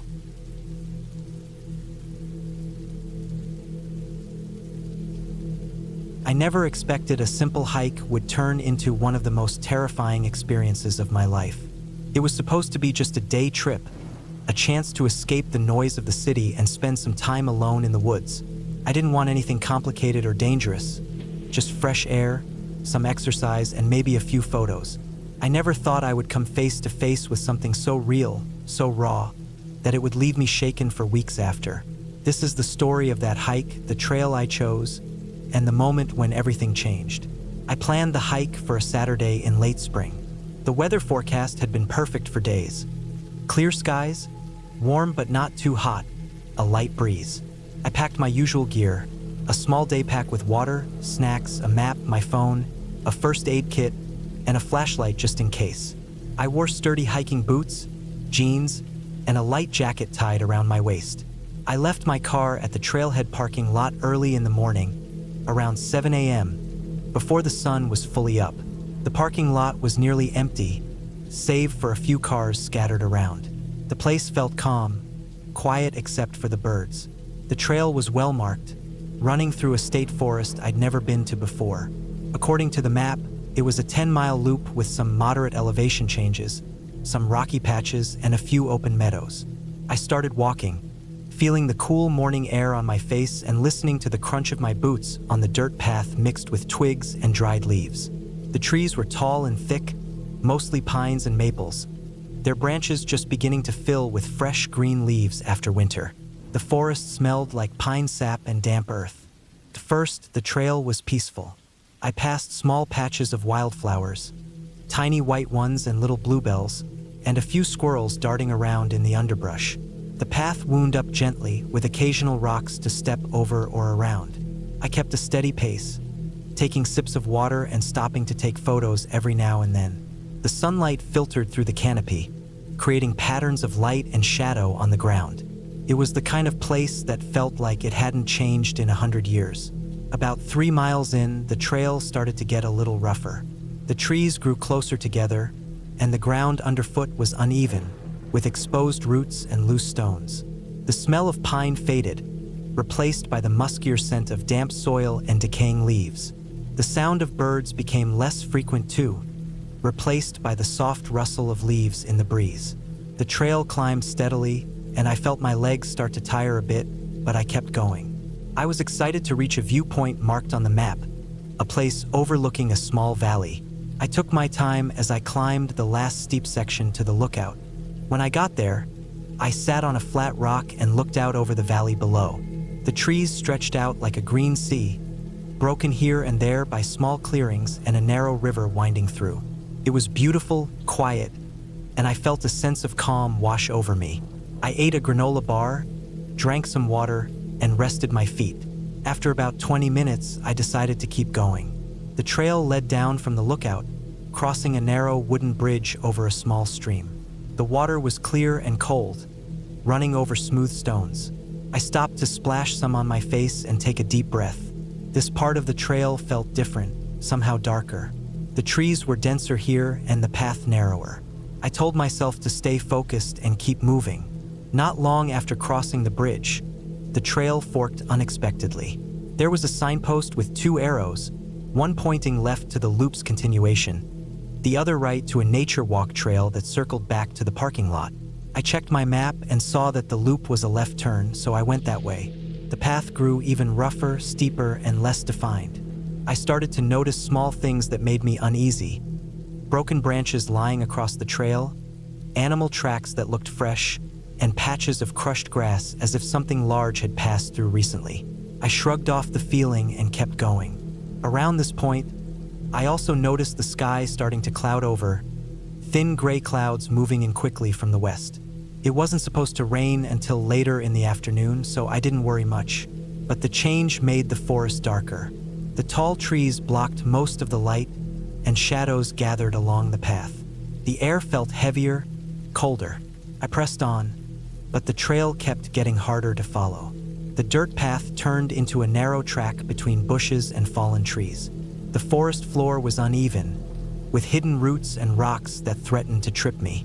I had to pay close attention to every step. My phone's GPS signal started to flicker and then cut out completely.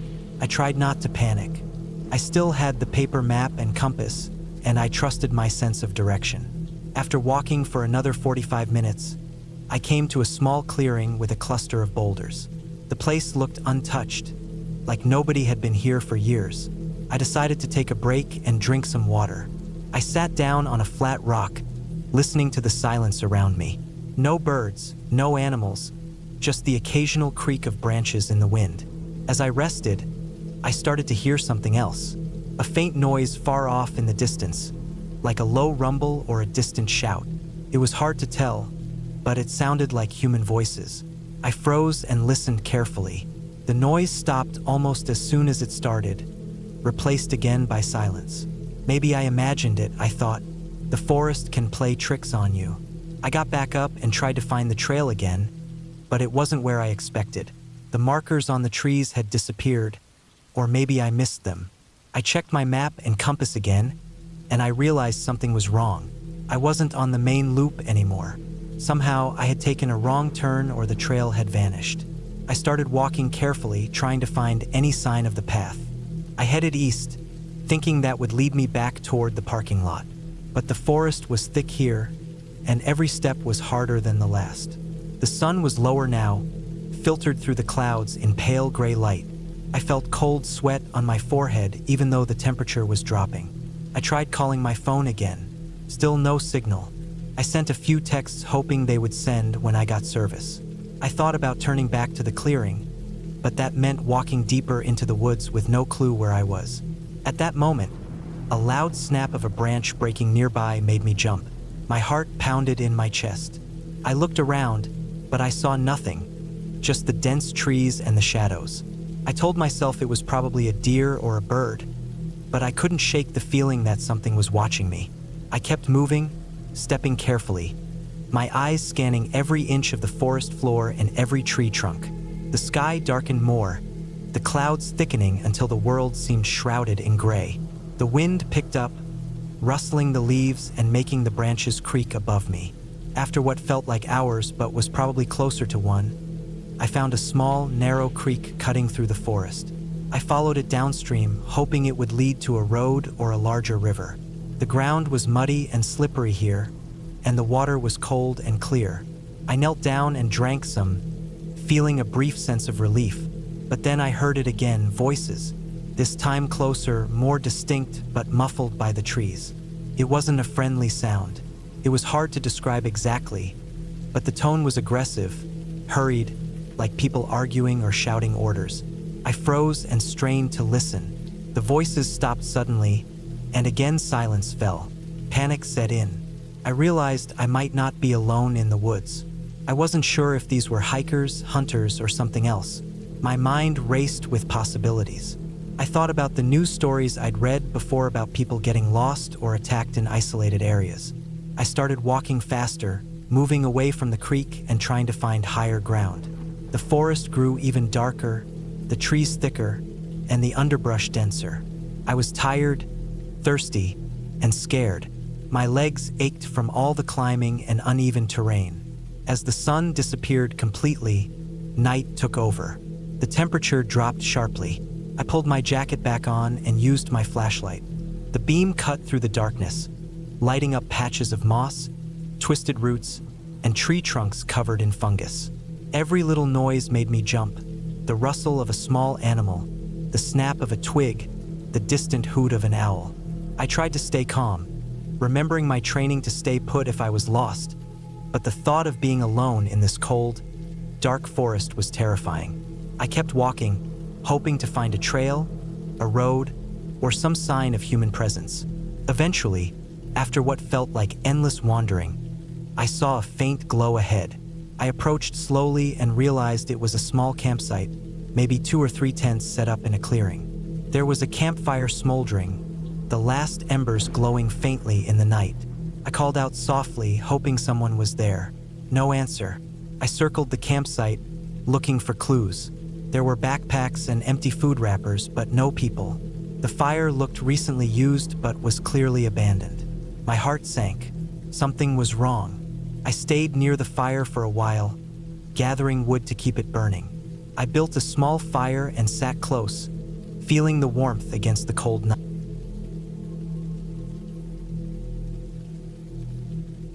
I had always loved hiking. The feeling of being deep in the woods, away from the noise of the city, gave me a kind of peace I never found anywhere else.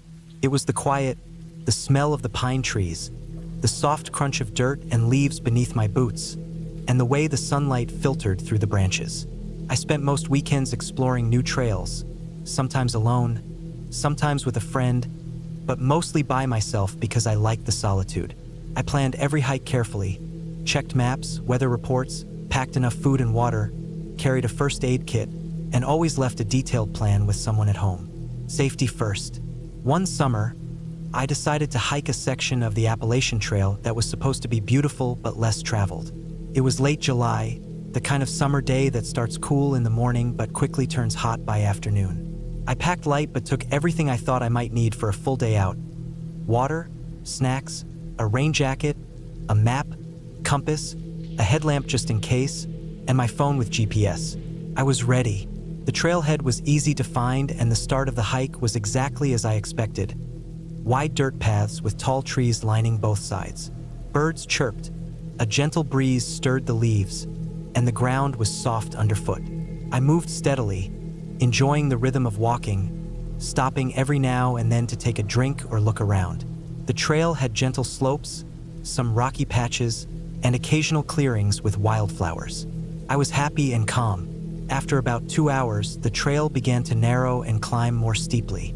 The trees grew denser and the sounds of civilization faded completely. No cars, no distant voices, just the steady buzz of insects and the occasional snap of a twig. I passed a small creek, the water clear and cool, and took a break on a rock nearby to rest and eat some trail mix.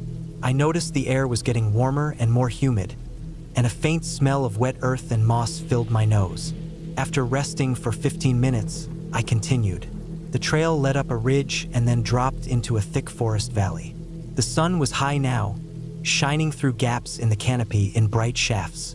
The trees were mostly oaks and maples, with some pines scattered around. The ground was uneven, with roots and stones sticking out. I kept my eyes on the trail but also scanned around because I liked to notice details. The shape of a leaf, a pattern in the bark, a squirrel darting through the underbrush. That's when I noticed something strange. About 50 feet ahead, on the trail, was a patch of disturbed dirt and leaves. It looked like something had been dragged, or maybe someone had sat down and then left quickly. It wasn't fresh, but it was recent enough that the leaves weren't completely dried or covered in dust. I stopped and looked carefully, but I didn't see any footprints or other signs of people. No trash, no gear, no broken branches. Just the patch of disturbed earth. I felt a flicker of unease but pushed it away. Maybe it was just an animal or a natural thing. The forest had plenty of deer, raccoons, and sometimes even black bears, but the last thing I wanted was to get scared by wild animals. I moved on, keeping my pace steady. About a half hour later, I realized I had been hiking for nearly 4 hours, and the trail was starting to feel less maintained. The dirt path was overgrown in parts, and there were more fallen branches to step over. I glanced at my map and GPS. I was still on track, but the terrain was getting rougher and more isolated. I liked a challenge, so I kept going. Then, as the afternoon stretched on, I saw something that made my stomach tighten. Not far off the trail, through the trees, I noticed a bright flash of color, like a piece of fabric caught on a branch. It was red and looked like a jacket or maybe a shirt. It was unusual to see something man-made in such a remote spot. Curious, I stepped off the trail cautiously and walked toward it. The ground was thick with fallen leaves, twigs, and patches of moss. The forest was quieter here, almost too quiet. No birds, no insects, just a heavy silence that pressed down on me. When I reached the spot, I saw the red fabric was torn and dirty. Closer inspection showed it was part of a jacket, soaked and stained with what looked like mud and something darker. I felt my heart race. There was no sign of anyone nearby. I looked around carefully, but the only thing I saw was more thick forest and uneven ground. I checked my watch. I had been hiking for nearly 5 hours now, and I was supposed to be halfway through the trail section. The sun was starting to move lower behind the trees, making shadows long and deep. I knew I should turn around soon and head back before dark. But before I could take a step back to the trail, I noticed something else. A small bundle wrapped in plastic, half hidden under a bush. It was tied tightly and looked heavy. My mind spun through possibilities, none of them good.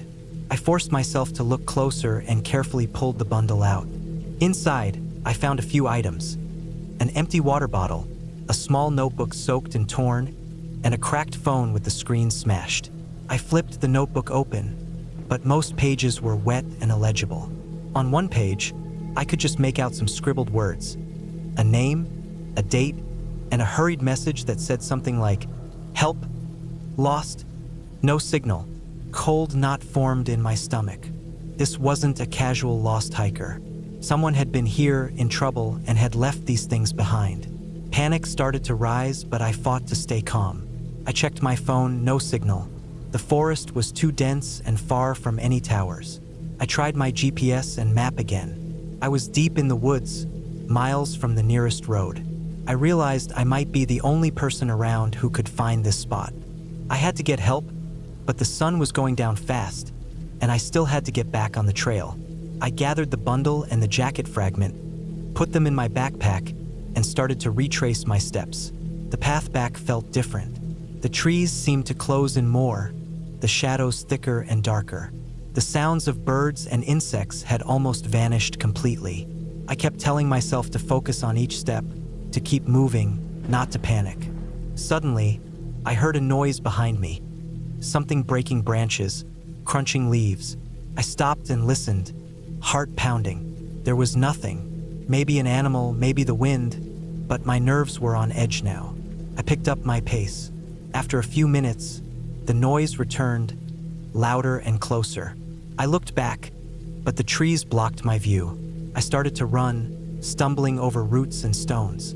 The noise followed me, steady and heavy, like footsteps.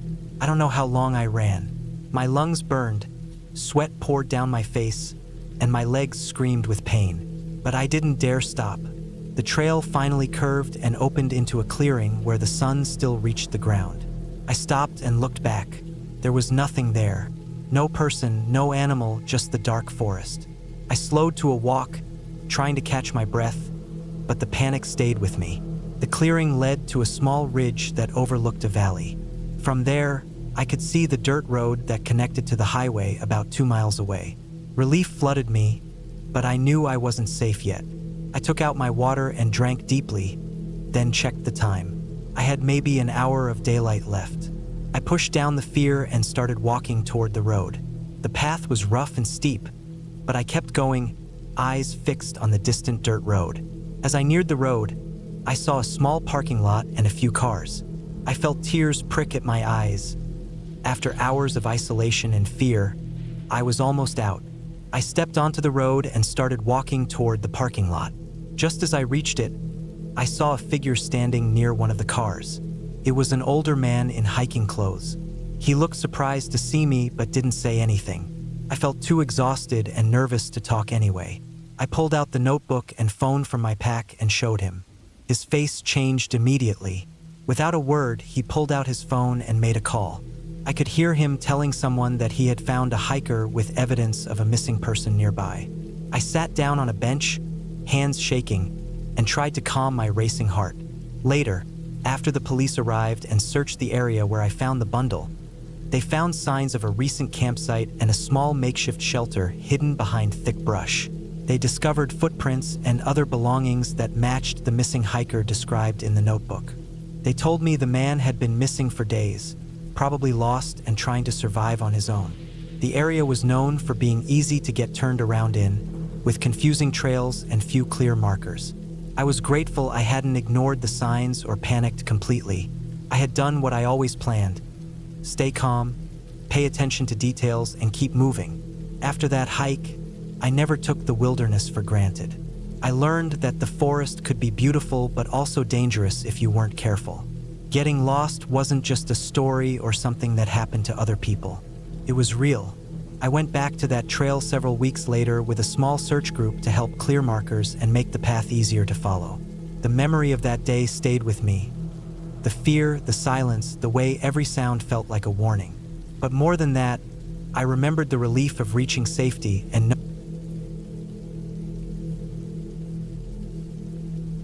I spent months planning this hiking trip, carefully choosing the trail, the time of year, and what gear to bring. It was a solo trip, something I'd never done before, but I felt ready. I'd done a few day hikes alone in the past and had always enjoyed the quiet and the challenge of relying only on myself. This time, though, I wanted something longer, more isolated, a place where I could disconnect completely from everything. No phone, no internet, no people. Just me and the wilderness. The trail I picked was deep in the mountains, about 30 miles long, winding through dense forest, rocky hills, and crossing a few narrow streams. It was a popular route in summer, but by the time I started in late fall, the crowds had thinned. The leaves had mostly fallen, and the air was cold and crisp. The days were shorter, and the nights already felt bitter. I started early on a Saturday morning, just as the sun was rising. The first few miles were easy, flat dirt paths with golden light filtering through bare branches.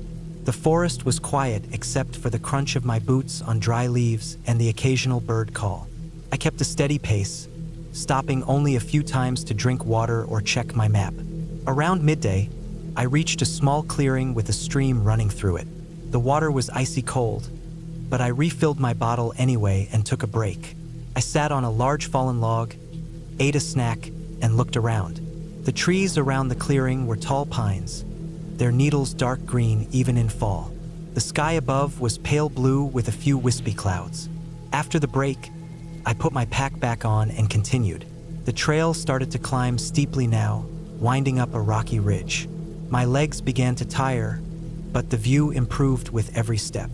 I could see the valley below, a patchwork of forests and fields fading into the distance. The wind picked up, cold and sharp, making me zip my jacket all the way up. As the afternoon wore on, the forest grew denser. The trail narrowed, twisting between mossy boulders and thick trees. The ground was damp from an earlier rain, making some spots slippery. I stayed focused on each step, careful not to lose my footing. The quiet here was heavier. No birds, no animals, just the occasional creak of branches swaying in the wind. I reached the highest point of the trail just before sunset. The sky was streaked with pink and orange. I paused to catch my breath and take in the view. The mountains stretched out in every direction, darkening as the light faded. It was beautiful, but I felt a sudden chill, not from the cold but from the emptiness of it all. I didn't want to hike in the dark, so I looked for a good place to set up camp. I found a small flat area beside a cluster of pine trees. The ground was soft with pine needles and dry enough to pitch my tent. I worked quickly, knowing the temperature would drop soon. The wind had gotten stronger, rustling the branches and making the forest sound alive in a way that was hard to explain. Once my tent was set, I built a small fire in a cleared pit nearby. The flames crackled and glowed, warming the air around me. I cooked a simple dinner, ate slowly, and cleaned up carefully to avoid attracting any animals. The sky grew darker, stars beginning to twinkle through the gaps in the trees. That night, lying in my sleeping bag, I felt both comforted and uneasy. The forest around me was peaceful but distant, like I was a small in a vast, uncaring place. I checked my flashlight and my phone one last time, even though I had no signal, just for the small comfort of seeing the time and battery. Sleep didn't come easily. Every small noise seemed amplified. The snap of a twig, the rustle of leaves, the distant hoot of an owl. I told myself it was normal, that these were just animals and the wind. Still, the darkness outside felt thick, pressing against the thin walls of my tent. Around midnight, I was suddenly woken by a loud noise, something heavy crashing through the underbrush nearby. My heart jumped into my throat. I froze, listening hard. The noise came again, louder this time, closer. It wasn't like the sound of a deer or a small animal. It was heavier, more deliberate. I grabbed my flashlight and shone it toward the sound. The beam cut through the darkness but revealed nothing except swaying branches and thick shadows.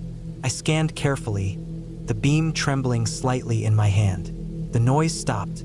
For a long minute, all I could hear was my breathing and the crackling fire. Then, a low growl came from the direction of the noise. I knew right away it wasn't a bear or a wolf. The sound was deeper, more threatening, and filled with intelligence. I grabbed my knife, my heart pounding harder than ever, and sat as still as I could. I didn't want to attract whatever it was. The growl faded slowly, replaced by the sound of heavy footsteps moving away through the brush. I stayed awake, wide-eyed and alert, listening for any sign it might return. The fire had mostly died down, so I fed it a few sticks, watching the flames with all my attention. The rest of the night passed without incident, but I barely slept. When dawn came, I packed my camp quickly and started down the trail, every sense alert.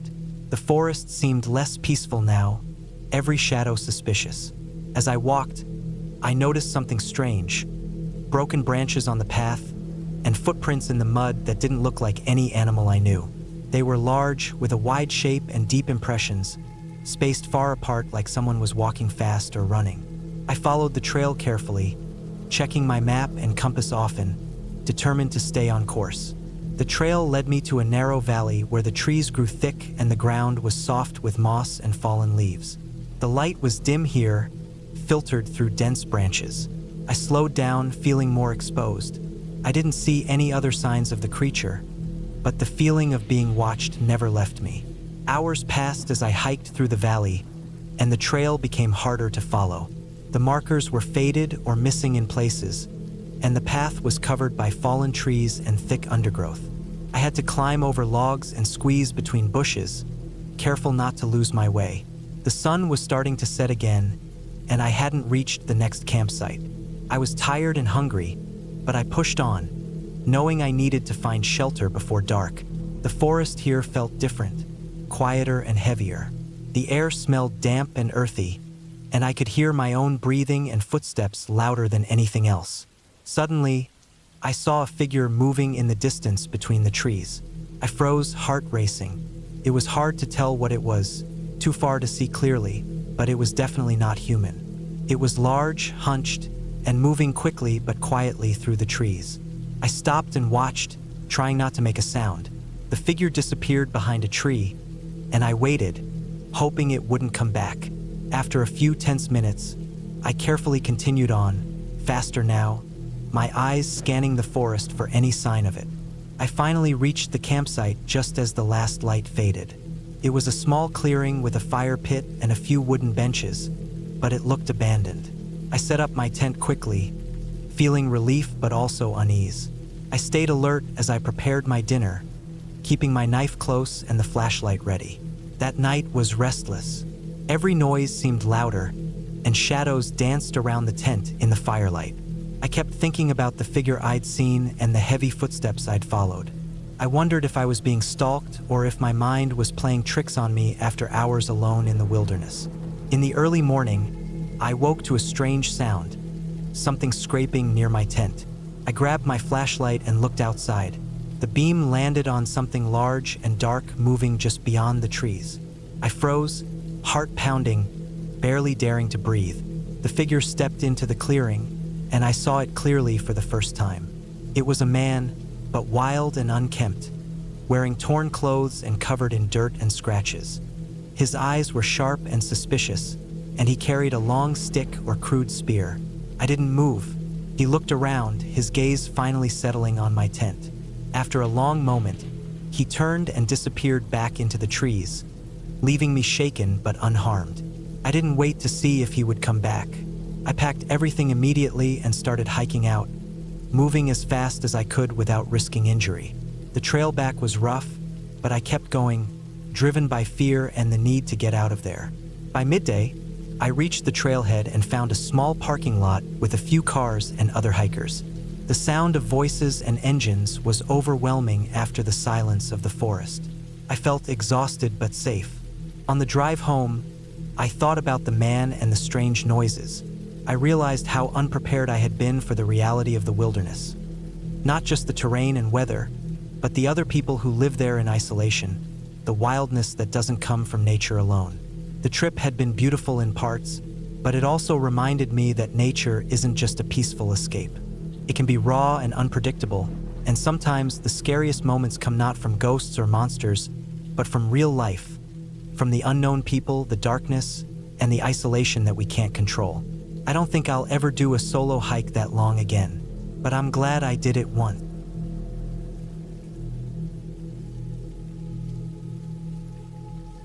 It started like any other hike I'd done before. A quiet, solitary trip into the woods with a plan to clear my head and push myself physically. I had been wanting to get back to nature for a while, and the weekend finally gave me a chance to take a day off work and hit the trails alone. The spot I picked was a little-known section of a national forest, a place I'd read about online. It wasn't popular or heavily trafficked, which was exactly what I wanted. Solitude and a challenge. I woke up early that morning, packing my backpack carefully.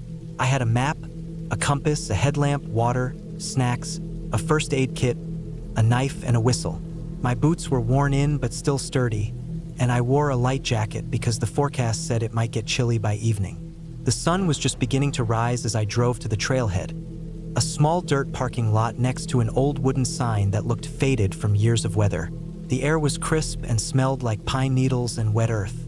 I parked, took a deep breath, double-checked my gear, and set off.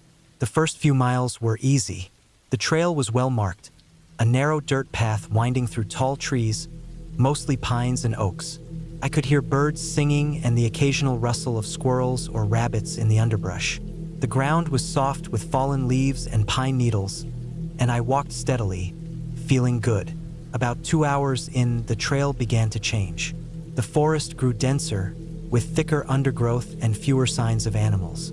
The sunlight dimmed as the tall trees blocked more of it. I noticed the air was cooler and damper here. My footsteps sounded louder on the hard-packed dirt, and the silence became almost complete except for the faint sound of a distant stream somewhere to my left. I stopped to drink some water and check my map. The trail was supposed to take a sharp turn soon and then climb steeply up a ridge. I could feel the slope starting under my boots as I continued, stepping carefully over exposed roots and loose rocks. The climb was harder than I expected. My legs burned and sweat dripped down my back. I paused often, taking slow breaths and wiping my forehead. As I climbed higher, the forest opened a little. The trees were thinner, and I caught glimpses of the valley below through the branches. The wind picked up, rustling leaves and making the branches creak. The trail curved around the ridge, and I could see the dark outline of a rocky outcrop ahead. I was nearly at the top when I noticed something strange. The trail was becoming less defined. The dirt path was narrowing, and patches of grass and moss were starting to cover it. I glanced at my map again. According to it, the trail should continue clearly past this point, but I could barely see a path ahead. I stepped forward cautiously, looking for trail markers. That's when I heard the first sound. A low, distant crunching, like something heavy moving through dry leaves. It wasn't close, but it wasn't far either. My heart quickened, but I told myself it was probably a deer or some other animal. I stayed calm, kept walking, and tried to focus on the trail. The crunching stopped after a few seconds. I looked around, scanning the trees and bushes. Everything seemed still. I shook my head and kept moving, telling myself I was imagining things. The sun was starting to drop behind the ridge now, and the shadows grew longer and darker between the trees. After another 10 minutes, the trail disappeared completely. There was no dirt path, no worn patches, nothing but thick brush and scattered rocks. I stopped, pulled out my map, and tried to get my bearings. My compass said I was heading north, which was the right direction, but I didn't see any clear way forward. I decided to push through the brush, stepping over branches and ducking under low-hanging limbs. The ground was uneven and slippery with moss, and I had to be careful not to twist an ankle. The crunching sound came back, closer this time. It wasn't rhythmic or predictable, more like something big, stepping heavily and stopping suddenly. I froze, heart pounding. The forest was dark now, the sun almost gone. I could barely see the shapes around me. The crunching stopped again, and a heavy silence settled. I wanted to turn back, but I wasn't sure which way was back. The ridge blocked the view behind me, and the dense trees made it hard to tell left from right. I pulled out my whistle and blew once. The sharp sound echoed between the trees, bouncing back at me in strange ways. I listened, but no answer came, just silence. I stuffed the whistle back into my pocket and kept moving, staying low and careful. Suddenly, I stumbled over a large root and nearly fell. I caught myself, breath catching in my throat. I took a moment to steady myself and checked the map by the dim light of my phone screen. I noticed that the map I had was a bit old, and this section of trail was not well marked or maybe even overgrown. That explained the missing path. I kept walking, trying to find a way through the thick forest. The crunching sound seemed to circle me now. I heard it to my right, then left, then behind me. It wasn't fast, slow and heavy, like something large trying to stay hidden but moving carefully. I stopped moving altogether. I listened hard. My breath was loud in my ears. I could hear my heart beating fast. The crunching noise was gone. I stayed still for a long minute. I started to feel cold, even though I was sweating. Then I heard it again, the snap of a twig close by, maybe just a few feet away. I wanted to shout or run, but I didn't want to attract whatever it was. I thought about the possibilities. Could it be a bear? A mountain lion? A wild boar? Or maybe just a hunter? My mind raced. I had no cell phone signal, no way to call for help if something happened. I looked around for a place to hide or climb, but saw nothing but thick underbrush and trees with low branches. I decided to climb a tree. It wasn't very tall, but I thought even a few feet off the ground might keep me safer. I found a sturdy trunk and grabbed on, pulling myself up as quietly as I could. My hands slipped on the rough bark, and my legs shook from exhaustion, but I managed to get about 6 feet off the ground. From there, I had a better view. The forest stretched all around me, dark and quiet except for the occasional rustle. I scanned slowly, eyes straining to catch any movement. I saw a large shape moving between the trees about 30 yards away. It was big, bulky, and moving slowly, almost dragging one foot. It was too dark to tell exactly what it was, but I was sure it was an animal. I stayed perfectly still, holding my breath. The shape stopped and seemed to look in my direction. I didn't move. After what felt like minutes, it turned and disappeared into the darkness. I waited a while longer, still in the tree, too scared to move. The forest was dead silent except for the occasional creak of branches. Eventually, I climbed down carefully and tried to find a way out. I looked at my map and compass again, and using the faint moonlight, I tried to orient myself. I figured I could head downhill to a stream I had seen on the map and follow it back to the main trail. The ground was rough and covered in roots and loose stones. I slipped several times, scraping my hands and knees. The forest was so quiet it felt like I was the only living thing there. After nearly an hour of slow walking, I heard water, the sound of a small stream flowing over rocks. Relief washed over me. I followed the sound, stumbling into the shallow water at one point, soaking my boots. I walked along the stream, using it as a guide. The ground leveled out, and soon I found a faint dirt path running parallel to the water. I was back on a trail. I recognized it from the map. This was a service trail used by park rangers. The sun was starting to rise by then. My legs were stiff and sore, and my clothes damp and dirty. I kept walking, and after another 2 hours, I reached the main trailhead. There were cars parked, people arriving for their hikes. I felt a strange mixture of relief and exhaustion. I didn't say a word to anyone. I just got into my car and drove home. That hike was one of the hardest and scariest experiences of my life. I never figured out exactly what that large animal was or why the trail disappeared in that section. But I learned a few things. Always check the most recent trail maps. Don't assume trails will be clear or safe, even in a national forest. Bring enough supplies and let someone know your exact plans. And most importantly, trust your instincts when you feel something's wrong. I never went back to that part of the forest.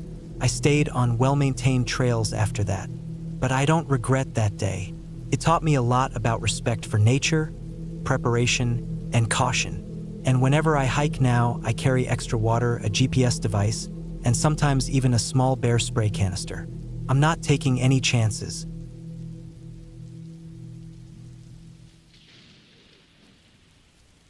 I never thought a simple day hike would turn into one of the scariest experiences of my life. Hiking was something I enjoyed, a way to get away from the city noise, clear my head, and push my body a little. I wasn't an expert by any means, just someone who liked the outdoors. This story is about one hike I took on a trail I'd never been to before, somewhere remote and wild, with no cell signal and little human traffic. It was supposed to be a straightforward, relaxing day. But it wasn't. I arrived at the trailhead early in the morning, just after sunrise. The air was crisp and cold, still holding the chill from the night before. The parking lot was nearly empty, except for a few trucks and one other car. The trail was called Hollow Ridge, a name that didn't sound very inviting, but I ignored that. I loaded my backpack with the usual gear: water, snacks, first aid kit, map, compass, flashlight, and an extra jacket. I had read about the trail online, and it was rated moderate, about 8 miles round trip. The trail was said to lead up a ridge, with views of the surrounding forest and a small lake near the top. I stepped onto the path and immediately felt the smell of damp earth and pine needles. The forest was thick, mostly spruce and fir, with moss growing on the rocks and fallen logs. The ground was soft from recent rain. The trail was narrow and winding, covered with roots and rocks, but well marked with painted blazes on the trees. It wasn't difficult to follow, but I kept my map out just in case. As I walked, the forest seemed quiet, almost too quiet. No birds singing, no animals rustling. It was like the woods were holding their breath. The deeper I went, the more the silence pressed against me. I told myself it was just early morning, and animals were probably still hiding. I tried to focus on the crunch of my boots on the leaves and the occasional snap of a twig underfoot. About an hour into the hike, I came across a fork in the trail. My map showed the main path continued straight, but a smaller trail veered off to the left.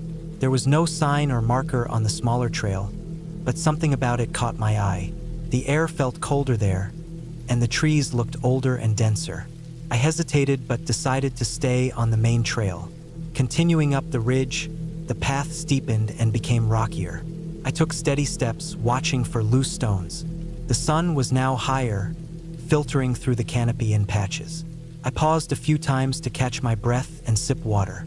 I noticed my legs starting to ache, but the view kept me going. When I finally reached the top of the ridge, the trees opened up to reveal a small, clear lake shimmering in the morning light. The water was still, reflecting the blue sky and surrounding peaks. I sat on a large rock and ate a snack, feeling a rare sense of peace. After resting for about 20 minutes, I decided to head back. The trail down seemed easier, mostly downhill with fewer obstacles. But as I started, something felt off. The silence was deeper, more complete. I stopped and listened. No birds, no wind, not even the usual sound of insects. Just a heavy, quiet stillness. I checked my watch. I was on schedule and daylight would last for several more hours. But then I noticed the trail looked different. The painted blazes on the trees weren't appearing as regularly as before. I tried to follow the dirt path, but it seemed less clear. The forest was closing in tighter, branches reaching across the trail, and the ground was wetter, covered with slick moss and wet leaves. I realized I might have taken a wrong turn without noticing. I pulled out the map again, but the dense tree cover made it hard to see landmarks. I didn't have my GPS with me, and my phone had no signal. I tried to retrace my steps, but every direction looked the same: thick trees, dark shadows, tangled roots. Time passed, and the sun began to drop behind the mountains, casting long shadows that made the forest look even darker. I started to feel the first real stirrings of panic. My heart beat faster, and I could feel a cold sweat on my back. I told myself to stay calm. I knew this forest wasn't dangerous in a physical way. No wild animals had been seen in the area recently, and I was prepared for bad weather. But the feeling of being lost in a place that looked so familiar and yet so confusing was terrifying. I tried calling for help on my phone again, no signal. I turned on my flashlight and tried to look for any trail markers. The beam cut through the darkness, illuminating spider webs, tree bark, and scattered pine cones. I heard the distant sound of water flowing somewhere nearby, maybe a stream. That was a good sign. I could follow the water downhill and maybe find the main trail or a road. As I moved, my footing was uncertain. The ground was uneven and slippery. I had to step carefully over fallen branches and around thick roots. I noticed my water bottle was almost empty, and my snacks were gone. My legs were trembling from the exertion and adrenaline. I followed the sound of the stream, moving slowly to avoid twisting an ankle or falling.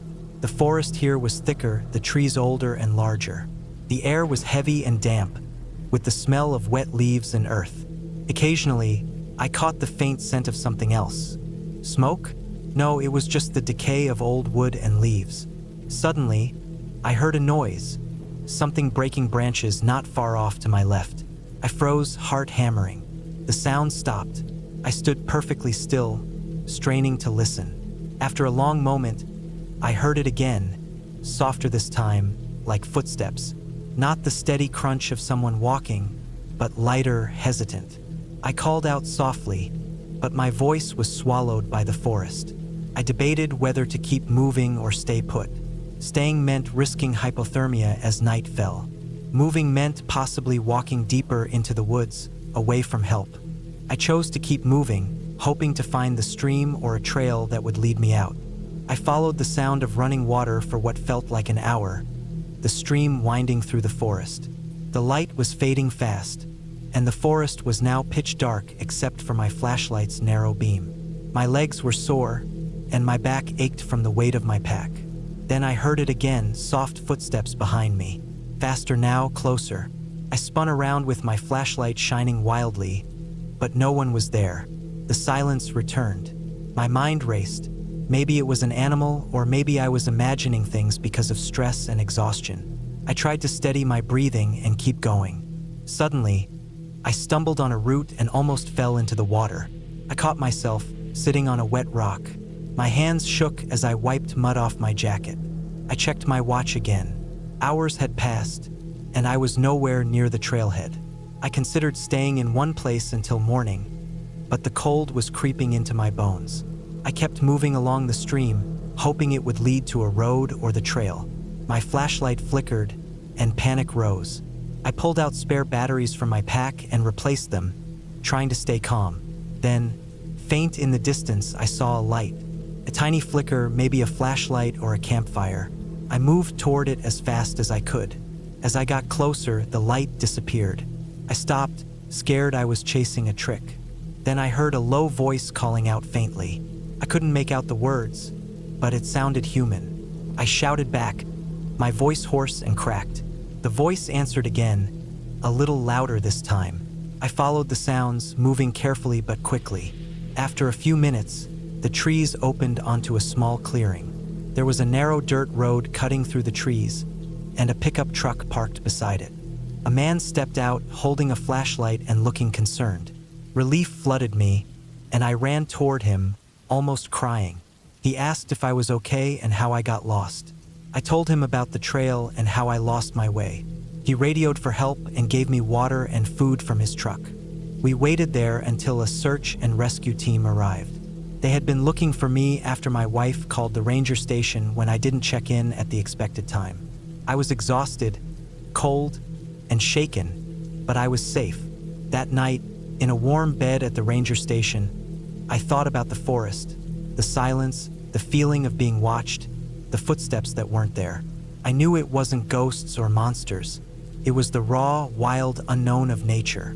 The fear of being completely alone and lost in a place that doesn't care about you. I never went back to Hollow Ridge, but I kept hiking other trails, better prepared and never alone. That day taught me that the scariest things in the woods aren't creatures or legends. They're the real risks of being lost, unprepared, and vulnerable in the wilderness. And sometimes, the silence is the loudest warning of all.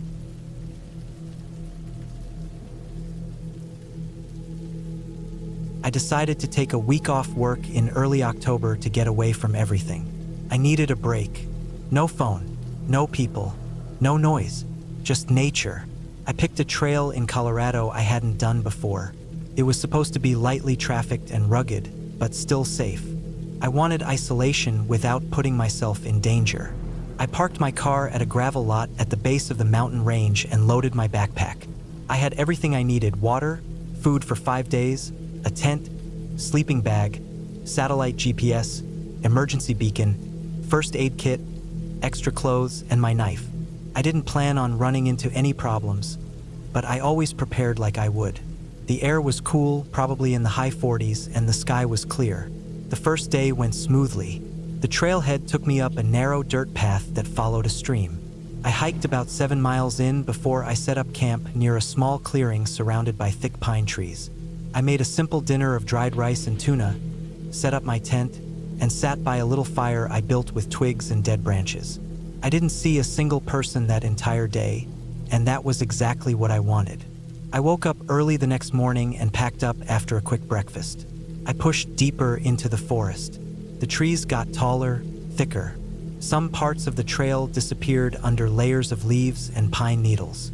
The ground was uneven, full of roots and loose rocks. I had to focus with every step. I took my time, stopping to filter water when I crossed streams. I saw a few deer and once caught a glimpse of a black bear far up on a ridge, but it was moving away from me. By the end of the second day, I had made it about 15 miles in. The plan was to loop around a ridgeline and camp near a high-altitude lake on the third night. I was in good shape and everything was going according to schedule. On the third day, things started to feel off. I don't know how to explain it exactly. It wasn't anything obvious, but something felt wrong. The trail got harder to follow. There were fewer markers. I started relying more on the topographic map I had printed. The forest was so dense now that I couldn't see far in any direction. The wind had picked up, but the trees blocked most of it. It created this constant rustling, like something was moving just out of sight all the time. But whenever I stopped and listened, it was just the wind. I reached the lake I had planned to camp near late in the afternoon. It was beautiful, perfectly still, surrounded by steep slopes and boulders. I set up camp near the shore and filtered some water. I ate and tried to relax, but that strange feeling hadn't gone away. It wasn't fear exactly. It was more like I was being watched. I kept glancing over my shoulder. I told myself it was just because I was alone and deep in the woods. That's all. But I didn't sleep well that night. I kept waking up and listening. I thought I heard something walking around the tent once, but I didn't see anything when I looked. The next morning, I noticed something strange. My GPS showed I had drifted off the main trail more than I thought. I should have been only about a mile from the ridge, but I was farther southeast than expected. I double-checked the map and adjusted my route. I told myself it was just a mistake. The trail had been hard to follow. No big deal. I could still get back on track. That day, the trail completely disappeared. I tried to follow where it should have been based on the terrain. I hiked slow, checking the compass and map constantly. The trees here were old and massive. Some were rotting and hollow. The ground was soft with decades of decayed pine needles. It was so quiet.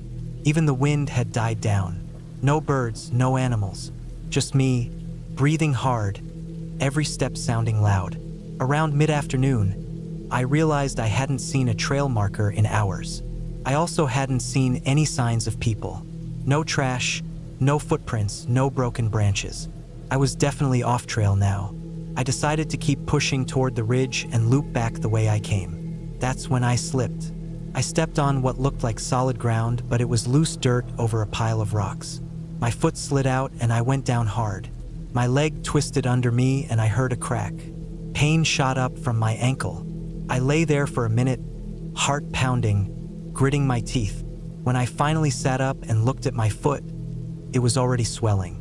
I knew right away I wasn't walking out of here easily. I wrapped it tight with my emergency bandage and splinted it as best I could.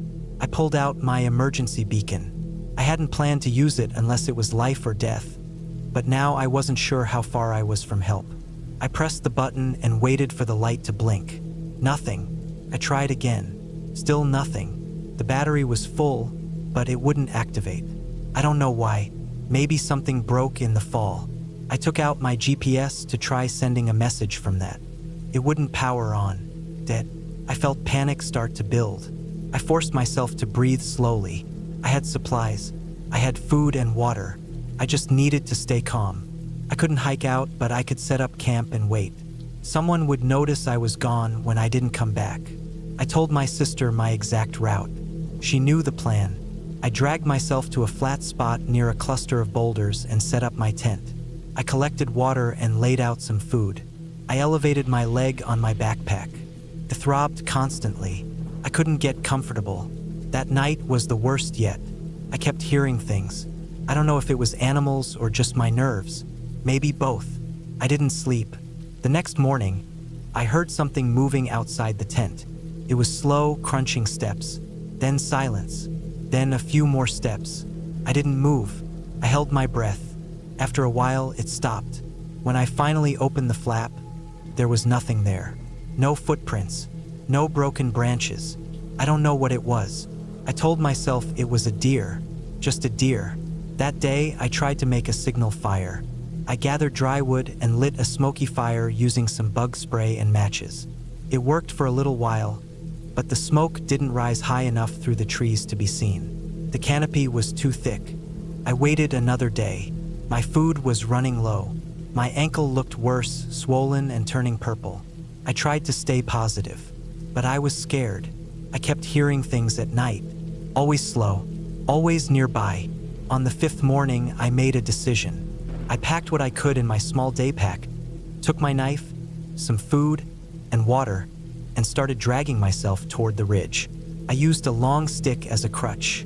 Every step was pain. I had to stop constantly. I knew I couldn't make it far, but I couldn't just sit there anymore. I needed to try. Around noon, I reached a narrow ravine. The map showed a stream at the bottom. If I followed it downhill, maybe I'd hit a road or a cabin. Anything. The slope was steep. I lowered myself down slowly, grabbing roots and rocks. About halfway, the ground gave out again. I slid 10 feet and landed hard. My head hit something. I blacked out. I woke up who knows how long later. My head was bleeding. My ankle felt worse. But I was alive. I drank some water, ate a granola bar, and started crawling. That's all I could do now. Crawl. I followed the stream for hours. My body was screaming. I was covered in dirt, cuts, bruises. I kept going. I don't know how. I just did. Then I saw something. A fence. Rusted barbed wire. And behind it, an old service road. I almost cried. I pulled myself under the wire and collapsed by the road. It was overgrown, but it was real. It meant people had been here. I waited. About an hour later, I heard an engine. A Ranger truck came around the bend. I waved with everything I had. The truck stopped. I don't remember what happened after that. I woke up in a hospital 2 days later. My ankle was broken in 2 places. I had a concussion, dehydration, minor hypothermia, but I was alive. They found my car, found my gear. My sister had called for help 2 days after I was supposed to check in. Took them 2 more to find the old road. They said I was lucky. I agreed. I haven't gone hiking alone since. I still love the woods, but I stick to the trails now. And I always check my gear twice. Whatever happened out there, whatever I heard, whatever made me feel so watched, I don't care anymore. I made it out. That's enough.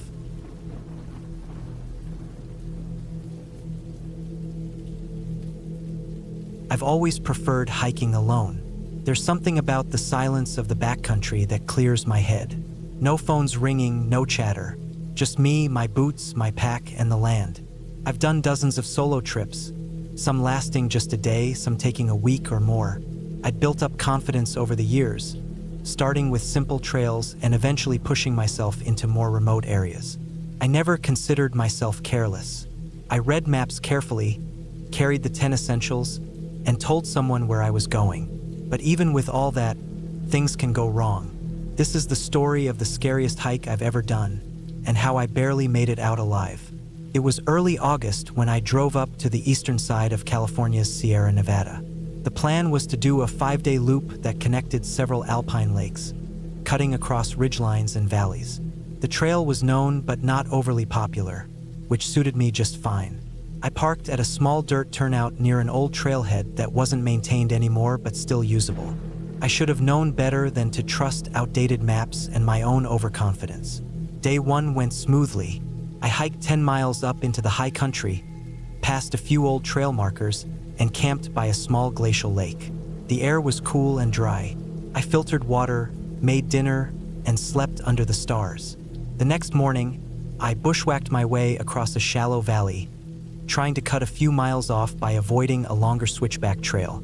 The area was rugged but passable. Lots of granite outcroppings, tall dry grasses, scattered pines. I had my compass and a good topo map. I wasn't worried.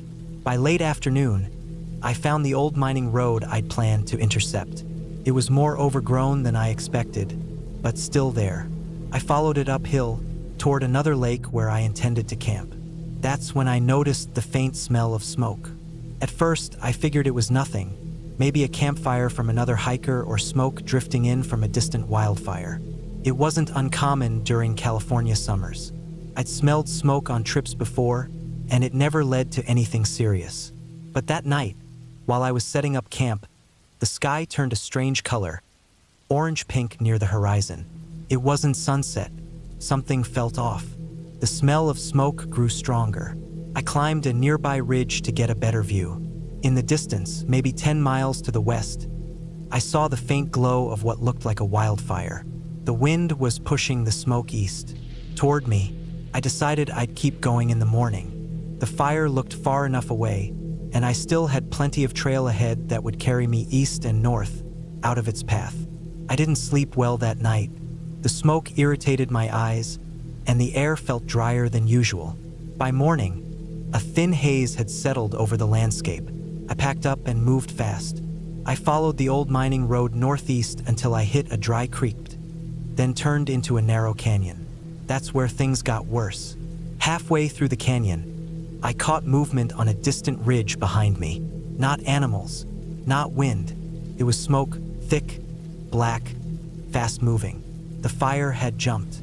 It wasn't staying to the west. It was moving faster than I'd imagined possible. I'd heard stories about this kind of thing, how wildfires can spread with terrifying speed when the winds are right. I wasn't just hiking anymore. I was running. I tried to climb out of the canyon to get to higher ground. The granite was steep, but I had decent grip with my boots. I scrambled up, my pack slamming against my back, sweat pouring down my face. When I reached the top, I finally saw the full picture, and my stomach dropped. There wasn't just one fire. There were two. To the east, maybe 6 or 7 miles away, I saw another wall of smoke. Somehow, while I was making my way through the wilderness, another fire had sparked, either by lightning or an ember carried by wind. I was now between two fast-moving fires with no obvious trail out. My map didn't help much. I was off the main trail and the land here was broken, jagged ridges, deep ravines, and no roads. I knew if I kept going east, I'd run into that second fire. Going west was suicide. I decided to head north, toward a distant alpine basin I remembered seeing marked on my map. It was wet, had a small lake, and might give me a natural fire break. I ran. I ditched my stove and some gear to lighten my pack. Every step felt like a race against time. The wind was erratic, shifting directions, carrying ash and soot. I wrapped a bandana around my face to filter the air. My lungs burned. My legs ached. But I didn't stop. I made it to the basin by late afternoon. The sky was dark. Ash fell like snow. I saw deer sprinting through the trees. Panicked, desperate. The fire was coming from both sides now. I could see the orange flicker through the trees in both directions. I ran to the far side of the lake and found a rocky outcrop. There wasn't much to do but wait. I filled every container I had with water. I soaked my clothes, soaked my bandana, and dug a shallow trench near the rocks to lie in. I knew it wasn't a guarantee, but it was better than nothing. That night was the worst night of my life. The sound of fire isn't like anything else. It's not just a crackle, it roars, it howls. Trees exploded from the heat. I lay in my trench, face down, soaked in muddy water, while embers blew across the sky. The wind was hot. I could feel the heat of the flames even from a distance. I didn't sleep. I barely moved. By morning, the sky was gray with smoke, but the fire had passed. Somehow, the basin had been spared. A blackened line ran along the ridges on both sides, charred trees, scorched earth, but the wetland in the middle had held. I was alive. I didn't waste time. I packed what little I had left and started moving. I hiked north, climbing over debris, passing animal carcasses and burnt trees. I finally found an old fire road, just a narrow scar in the earth, but it was enough. I followed it for miles. My water ran low. My throat was raw. My legs cramped. I hallucinated more than once, seeing things in the haze that weren't there. Late on the second day, I heard the thumping sound of a helicopter. It was circling low, probably scanning for flare-ups. I climbed an exposed ridge and waved my jacket until my arms felt like they'd fall off. The helicopter passed once, twice, and then circled back. It dipped low and I saw a crewman signal. I cried for the first time in years. They couldn't land, but they radioed my position. I waited there until a ground crew reached me that night. They gave me water, checked my vitals, and hiked me out the next morning.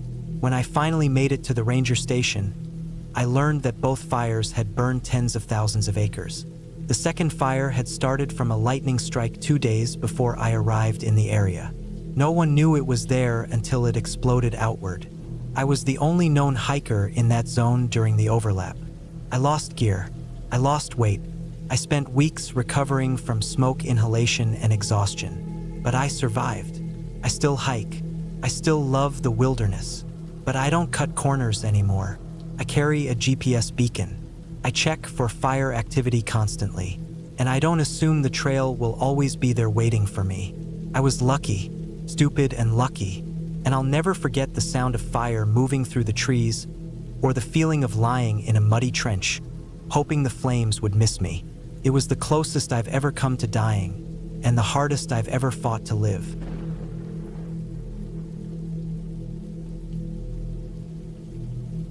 It started as a simple solo hiking trip. I had done a few solo hikes before, mostly in Indiana and Tennessee, nothing too wild. This time, I picked a trail system in northern Wyoming, near the Bighorn Mountains. I had read about it in an online hiking forum, a lesser-known loop trail that went through some remote terrain, including alpine lakes and long stretches of thick forest. The whole loop was around 38 miles and not heavily trafficked. That was part of what drew me in. I wanted solitude. I wanted a test. I wanted a break from everything back home. Work, bills, traffic, noise. I flew into Billings, rented a car, and drove 3 hours to a small trailhead parking area on the western side of the Bighorns. It was late August, but the mornings were already cold up there. I packed warm layers, a reliable GPS, printed maps, my tent, food for 5 days, and a satellite messenger in case of an emergency. I double-checked everything before locking up the rental car. I texted my brother that I was starting the hike and would check in again on day 3 from a higher ridge where reception might be possible. I liked being off-grid, but I wasn't careless about it. The first day went smoothly. I followed a well-worn trail through a big meadow before climbing into denser forest. A few miles in, I passed a small stream and filled my bottles using my water filter. The trees were mostly lodgepole pines and spruce. There was little wind, just birds and the soft crunch of my boots on the path. I made it about 11 miles before setting up camp near a shallow creek. That night was peaceful, and I fell asleep quickly. The second day, I entered rougher terrain. The trail narrowed and climbed steadily. I crossed some switchbacks, then hit a wide ridge that gave me my first real view of the landscape. Deep valleys on either side, distant snow patches high up. I kept going, pushing through several miles of elevation gain. Around 3 p.m., I stopped to rest on a rocky outcrop and eat a protein bar. That's when I noticed something strange. On the opposite ridge, across a wide, pine-covered basin, I saw movement. It was small and fast, like a figure weaving through the trees. At first, I thought it was a deer, maybe an elk, but it moved differently, more upright. I pulled out my small field binoculars and scanned the area, but by then, the trees had swallowed it. I wasn't too concerned. Maybe it was another hiker, but this area wasn't popular, and I hadn't seen anyone since I left the car. That night, I camped near an alpine lake. It was colder at that elevation, and the wind picked up. I found a good flat spot a few hundred feet from the water, surrounded by boulders. I cooked some rice and tuna and sat quietly as the sun dropped behind the trees. My legs ached, and I felt that good kind of tired you get from a full day outdoors. I crawled into my sleeping bag and listened to the wind. Around 2 a.m., I woke up suddenly. Something had shifted. I didn't hear any animal sounds, no owls, no crickets, nothing. It was just silent except for the wind. Then I heard something else, a soft crunching noise, slow, measured, like footsteps. I laid still and held my breath. The sound circled part of my tent, then stopped. I grabbed my bear spray and flashlight, heart pounding. I waited. Nothing. Just the wind again. After 20 minutes of silence, I eventually fell back asleep. The third day was tough. My shoulders hurt from the pack. I followed a stretch of trail that was barely marked, weaving between fallen logs and steep inclines. I reached the highest elevation of the loop by noon, over 10,000 feet. The view was unreal. Mountains in every direction, scattered lakes reflecting the sky. I got a bar of signal and texted my brother. He replied an hour later saying he was glad I was okay. That afternoon, I started descending into a thicker patch of forest. The trees here were older and more twisted. The undergrowth was heavy in some spots, and I had to stop a few times to get my bearings. Around 5 p.m., I found a flat clearing next to a large boulder and decided to stop for the night. As I set up my tent, I noticed something unsettling. There were small cuts in the bark of several nearby trees, thin slashes all at about shoulder height, too straight and clean to be natural. They were spaced about 10 feet apart. I've seen similar markings from Forest Service workers or researchers, but usually they're painted or tagged. These weren't. That night, I had trouble sleeping. I kept thinking about the movement I saw on the ridge and the footsteps around my tent. I told myself it was just wildlife, maybe a lone hunter passing through. I kept my bear spray within arm's reach and didn't unzip the tent until morning. Day 4 started with fog. It hung low over the forest floor, and visibility was maybe 30 feet. Everything felt muffled. My breath formed little clouds, and the trail was harder to follow. I moved slower, checking my GPS more often. Around 10 a.m., I came across an old fire ring. Not unusual in the backcountry, but this one looked fresh. The ashes were gray but not scattered. Someone had been here recently. Within the last few days, maybe even yesterday. There were no tracks, though. The ground was too dry. Later that day, the trail split unexpectedly. It wasn't on my map. One path looked like it had been used more recently. The other was overgrown. I chose the worn one, thinking it would loop back to the main trail. Didn't. After about a mile, I realized I was off course. I pulled out my GPS and saw that I had veered east, away from the loop. I tried to backtrack but couldn't find the fork again. The forest was too thick, and the fog hadn't lifted entirely. I kept walking, thinking I'd intersect with another part of the trail. I didn't. By 5 p.m., I was completely off track. My GPS battery was down to 20%. I found a flat spot and set up camp, hoping to reassess in the morning. I wasn't panicking yet, but I felt a knot in my gut. That night, something woke me up again. This time, it wasn't footsteps. It was a scraping sound, like something dragging over the tent fabric. I froze. Then it stopped. I stayed awake the rest of the night, holding my knife and bear spray, ears straining. I didn't hear it again. In the morning, I packed up and started moving west, using my compass. I climbed a ridge to try and get a better view. I saw trees in every direction. No lakes, no trail signs, nothing familiar. Then I spotted something in a clearing far below. A structure. Looked like a cabin or a shed. I started moving toward it. It took a couple of hours to reach the clearing. It wasn't a cabin. It was a rusted-out trailer. Old, sun-bleached, with a broken door hanging off the hinges. I circled it carefully. It didn't look lived in. I stepped inside cautiously. The floor creaked under my weight. Inside were 2 rotted chairs, a broken stove, and an old mattress with a large dark stain in the middle. I didn't stay long. The place reeked of mildew and something else, like old meat. I moved on, trying to stay calm. I needed to find a stream, refill water, and regain elevation to get a signal. Around noon, I heard movement again, branches cracking somewhere nearby. I crouched and stayed still. I never saw anything, but I didn't feel alone. That afternoon, I climbed a rocky slope and finally got 1 bar of signal. I sent an SOS message through my satellite device. The reply came within a few minutes. They got my location and would dispatch a search team. ETA, next morning. I almost cried from relief. I set up camp on that ridge in the open where I could see in all directions. That night, I didn't sleep. Every sound felt like a threat.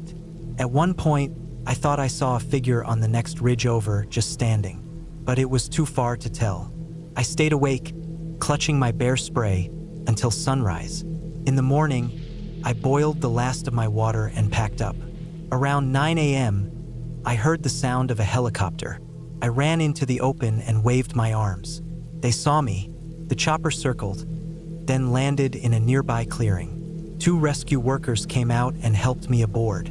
They said I had wandered nearly 14 miles off course into a section of land not marked on most maps. Private land that had been unused for years. Back at the ranger station, they asked me if I had seen anyone or anything unusual. I told them about the footsteps, the scraping, the fire ring, and the trailer. They nodded slowly. One of them said that area had a history, hunters going missing, campers reporting strange behavior from unknown people living off-grid. I didn't ask for more. I flew home the next day. I couldn't stop thinking about it for weeks. I didn't tell many people, not because I was afraid they wouldn't believe me, but because I didn't know how to explain it. Nothing supernatural happened. No monsters, just the creeping dread of being watched, followed, in a place where no one should be. It made me respect the wilderness more. I still hike, but I don't go solo anymore, and I always stick to marked trails. Whatever was out there, it was real, and I never want to be that alone again.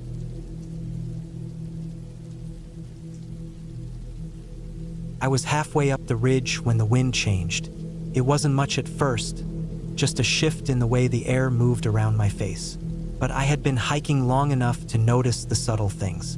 The temperature dropped slightly, and the trees below started to rustle in the wrong direction. I paused and looked over my shoulder. The ridge I was on ran narrow and high through a part of the Appalachians that didn't get much foot traffic.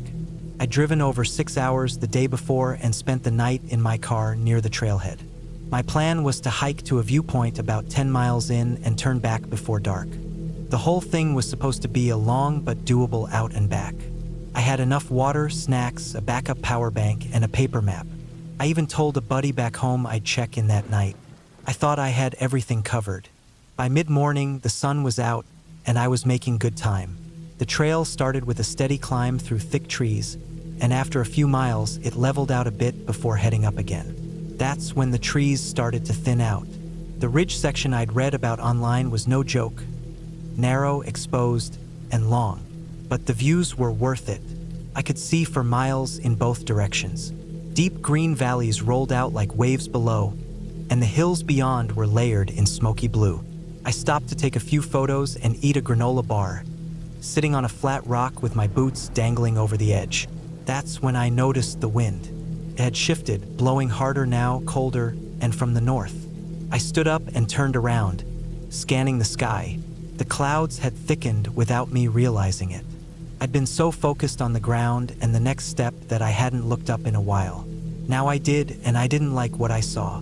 The clouds had gone from white to gray in what felt like minutes. They were moving fast, too, rolling over the hills toward me like a slow tide. I checked the time. Just after noon. Way too early for a summer storm, I thought, but something about it didn't feel right. I picked up my pace. The ridge trail wasn't the kind you wanted to rush through. There was no real danger if you were careful, but the path was narrow, and the drop on either side was steep. Some sections were just rock with a few inches of dirt clinging to the edges. A bad step wouldn't kill you, but you'd fall hard. I moved quickly but carefully. The wind picked up more, and the temperature kept dropping. I zipped up my jacket and kept my eyes on the trail ahead. Every few minutes, I'd glance up to see how far the storm had come. By the time I was 2/3 across the ridge, the sky above had gone from bright to a dull steel color. The clouds weren't just thick, they were heavy. Felt like the whole sky was sinking toward me. I still had about 1.5 miles of exposed ridge before the trail dropped back into the trees. Then came the first low rumble. It wasn't a sharp crack like in the city. It was deep and far off, like something groaning in the distance. I stopped walking. That sound always makes me uneasy, no matter how far off it is. Out here, on this strip of rock with nothing above me but sky, I felt smaller than ever. I started to jog. Not a full sprint, just enough to cover ground without losing balance. My backpack thumped against me with each step, and the wind whipped my hood off my head. I tried to keep it together. I reminded myself I was almost through it. Just a little more, then trees, then cover. I could ride it out in the woods if I had to. That's when the rain started.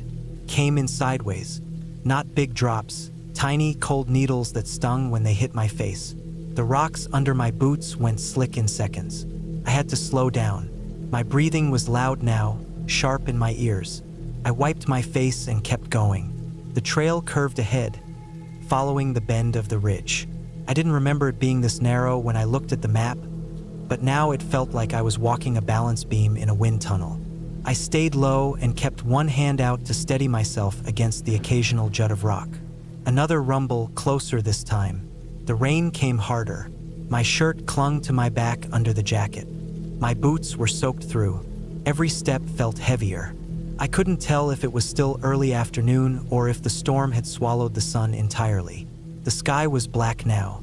Not gray, black. Then lightning. It didn't hit the ridge, but it wasn't far. A sharp white line cracked the sky off to my right.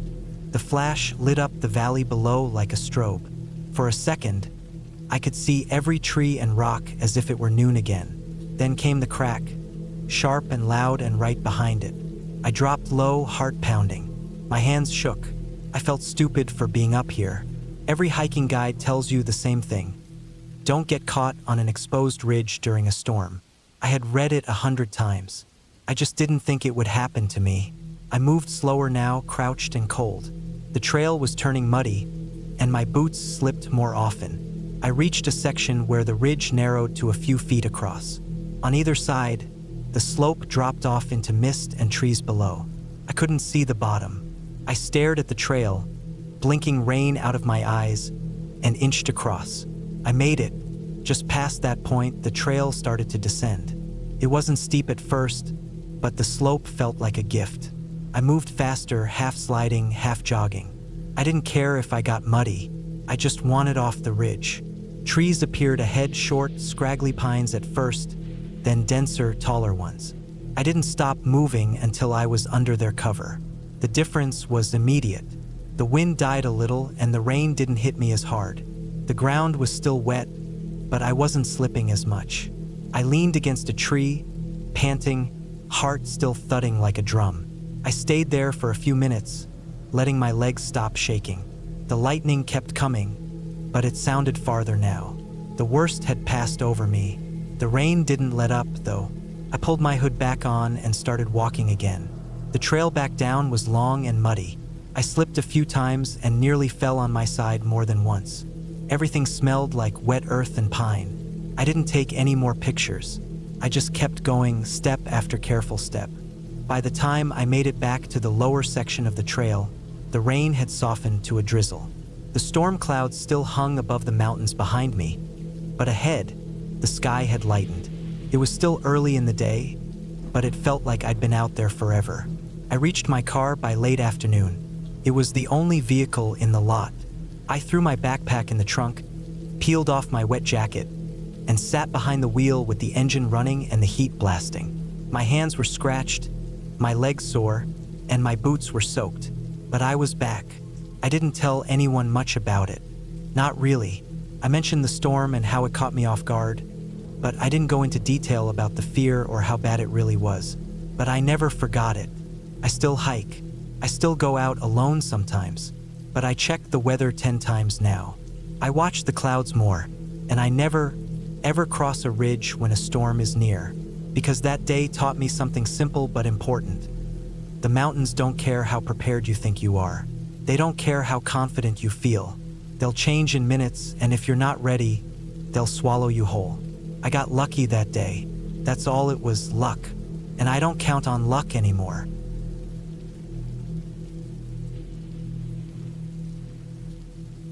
It was early October when I decided to hike alone through a remote mountain trail in northern Idaho.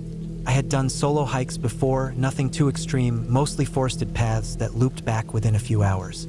But this time, I wanted a real challenge. I had taken a few weeks off work, and I wanted to get away from everything. The city, people, stress. I wanted silence, open sky, and something that made me feel small. So I picked a long-distance route I found through a local hiking forum. It wasn't a marked trail on most maps, just a dotted line, fading in parts, that connected a few forgotten fire roads and barely visible game paths through the Selkirk Mountains. People said it was rough but beautiful, exactly what I wanted. I started the hike early in the morning. The air was cold and dry. Frost clung to the grass in the open areas. I had packed heavy because I planned to be out there for at least 4 nights. My backpack was stuffed with everything I thought I might need. Tent, food, a small cook set, first aid kit, satellite phone, GPS, compass, water filter, and an emergency bivvy. I even brought a flare gun just in case. My boots were broken in, and I had taped my heels and toes to avoid blisters. I was prepared, or at least I thought I was. The first day went smoothly. The trail wound up through thick pine forests, then opened up into a wide ridge with scattered boulders and golden grass waving in the wind. The views were incredible. Snow dusted the far-off peaks, and in the valleys, you could see the reds and oranges of changing leaves. I made good time and camped on a small flat spot near a dry creek bed. I boiled water, ate dehydrated lasagna, and zipped into my sleeping bag just after sunset. The stars came out fast and sharp. The air was so still I could hear my own heartbeat. On the second day, the trail got rougher. There were fallen trees, some too big to climb over easily. I had to detour a few times, pushing through thick brush that tore at my arms and pack. There were no signs, no trail markers, and no sign of people. Not even an old boot print. Just animal tracks in the soft dirt. Mostly deer. A few looked like mountain lion prints, but I wasn't too worried. I had bear spray and made noise as I moved. The silence out there was intense. It wasn't peaceful silence. It was the kind that made your ears ring. Around mid-afternoon, the terrain changed. The ground became rocky, uneven. I had to pick my way carefully. My pace slowed a lot, and I realized I might not make it to the planned campsite. Still, I pushed on until the light started to fade. I found a small clearing between boulders and trees, barely enough space to pitch my tent. My legs ached. My ankles were sore. I sat for a long time before cooking. Everything felt heavier. The quiet felt even deeper. That night, I had trouble sleeping. I kept hearing sounds. Not big ones, just small twigs snapping, something brushing against leaves. I told myself it was deer, maybe squirrels. Nothing dangerous, but the noises came and went in waves. I turned on my headlamp once and scanned the woods. Nothing, just black trees and mist rising off the ground. I wrapped my sleeping bag tighter around me and eventually fell into a shallow sleep. By the third morning, I was tired. My muscles were sore, and I had a weird feeling in my gut. Not pain, more like tension, like something wasn't quite right. I packed up and kept moving. The trail faded almost completely in places. I had to rely on my compass and GPS. At one point, I had to cross a narrow stream with slick rocks. My boots slipped, and I fell hard, jamming my wrist and soaking my pants. It wasn't cold enough for hypothermia, but I was miserable. I sat on a rock, peeled off my wet socks, and forced myself to eat a protein bar. Later that afternoon, I saw something strange. In a shallow valley, partly hidden by tall grass, was an old hunting blind. It looked abandoned. A wooden platform maybe 10 feet high with a ladder nailed to a tree. The boards were cracked and grayed from years of weather. I climbed up out of curiosity. From up there, I could see far across the valley. Nothing but trees, hills, and rocks. No signs of people. No movement. But it felt off. Like I wasn't supposed to be there. I climbed down and moved on. That night, I picked a site farther from the main path, near a large rock outcrop. I wanted some shelter from the wind. I set up camp and boiled water, but I couldn't shake that feeling of unease. My wrist throbbed where I had fallen. I wrapped it tightly. The woods were silent again, but not in a peaceful way. It felt like the forest was holding its breath. At some point after midnight, I woke up suddenly. I didn't know why. No sound, no light, just that burst of adrenaline that wakes you up fast. I lay there listening. Then I heard it, a soft crunch, then another, slow, deliberate steps outside the tent. I held my breath. My mind raced. Bear? Elk? I reached for my bear spray quietly. The steps moved closer. I could hear breathing, not loud, just a slow, raspy inhale and exhale, right outside the tent wall. My hand shook as I gripped the spray. Then the breathing stopped. Total silence. I waited. 10 minutes passed, then 20. I didn't hear anything else. Eventually, I must have dozed off again. When I woke up, it was still dark but close to morning. I got out and checked the area. No tracks, no signs of anything. I convinced myself it had been a deer, maybe a moose, but deep down I didn't believe it. The fourth day was the hardest. I was exhausted. Every sound made me flinch. I kept looking behind me. At one point, I thought I saw someone standing on a ridge above me, but when I looked again, it was just a burned tree. My brain was playing tricks on me. I tried to ignore it, to focus on the hike, but I couldn't. I just wanted out. I checked my GPS. I was still on track, but I was behind schedule. I had to push harder. Around midday, I found a section of old trail that had been washed out by a landslide. The only way across was a narrow edge of gravel and loose rock. I tested it with 1 foot. It held. I moved slowly, keeping my body low. Halfway across, the ground gave out under my left boot. I fell hard, sliding several feet down before catching myself on a dead tree root. My knees were bleeding, and my pack was twisted. I climbed back up carefully, breathing hard. I kept going. Every step felt heavier. My wrist throbbed, and now my knee was swelling. I rationed water more tightly. I skipped lunch. The forest felt like it was closing in. No birds, no squirrels, just the wind and creaking branches. I started to feel watched. That evening, I couldn't find a good campsite. The ground was sloped or too rocky. I ended up setting my tent next to a cluster of fallen trees. Felt too exposed. I kept hearing movement in the woods. Always behind me, never close, but steady. I didn't sleep much. I kept waking up and checking outside. Nothing, but I knew I wasn't alone out there. On the fifth morning, I packed quickly and didn't eat. I just wanted out.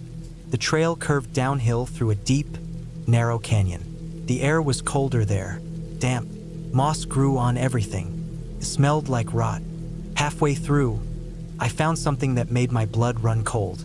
A campsite, but not like mine. There was an old tarp hung between two trees. A circle of stones for a fire. Rusted cans. Bones. Animal bones, I hoped. But it didn't feel right. Felt lived in. But not recently. Like someone had stayed here long enough to make it theirs. I didn't stop. I moved faster. By late afternoon, I reached a ridge where my GPS showed the old fire road. It was overgrown, but I could see the faint path. I followed it, heart racing. My water was nearly gone. My knees ached, but I kept moving. Around sunset, I heard something behind me again. Not steps this time, just a sound. A low, guttural cough, like someone clearing their throat. I stopped, listened. Nothing. I didn't set up camp that night. I just kept walking. The fire road wound down toward a lower valley. My flashlight beam danced between the trees. I slipped a few times. I didn't care. I needed to get out. Around midnight, I saw the first sign of civilization in days. A metal gate half buried in weeds, with a faded sign warning about fire risk. Beyond it was a gravel road. I followed it until I reached a highway. I never figured out what happened out there. Maybe it was nothing. Maybe I was just tired, hurt, and paranoid. But I still think about the breathing outside my tent, the rusted cans, the coughing sound in the woods. I reported the old campsite to the local ranger station. They said they'd look into it. I haven't done a solo hike since. I still hike, but only on marked trails and only with others. That trip changed something in me. It showed me how fast confidence can turn into fear.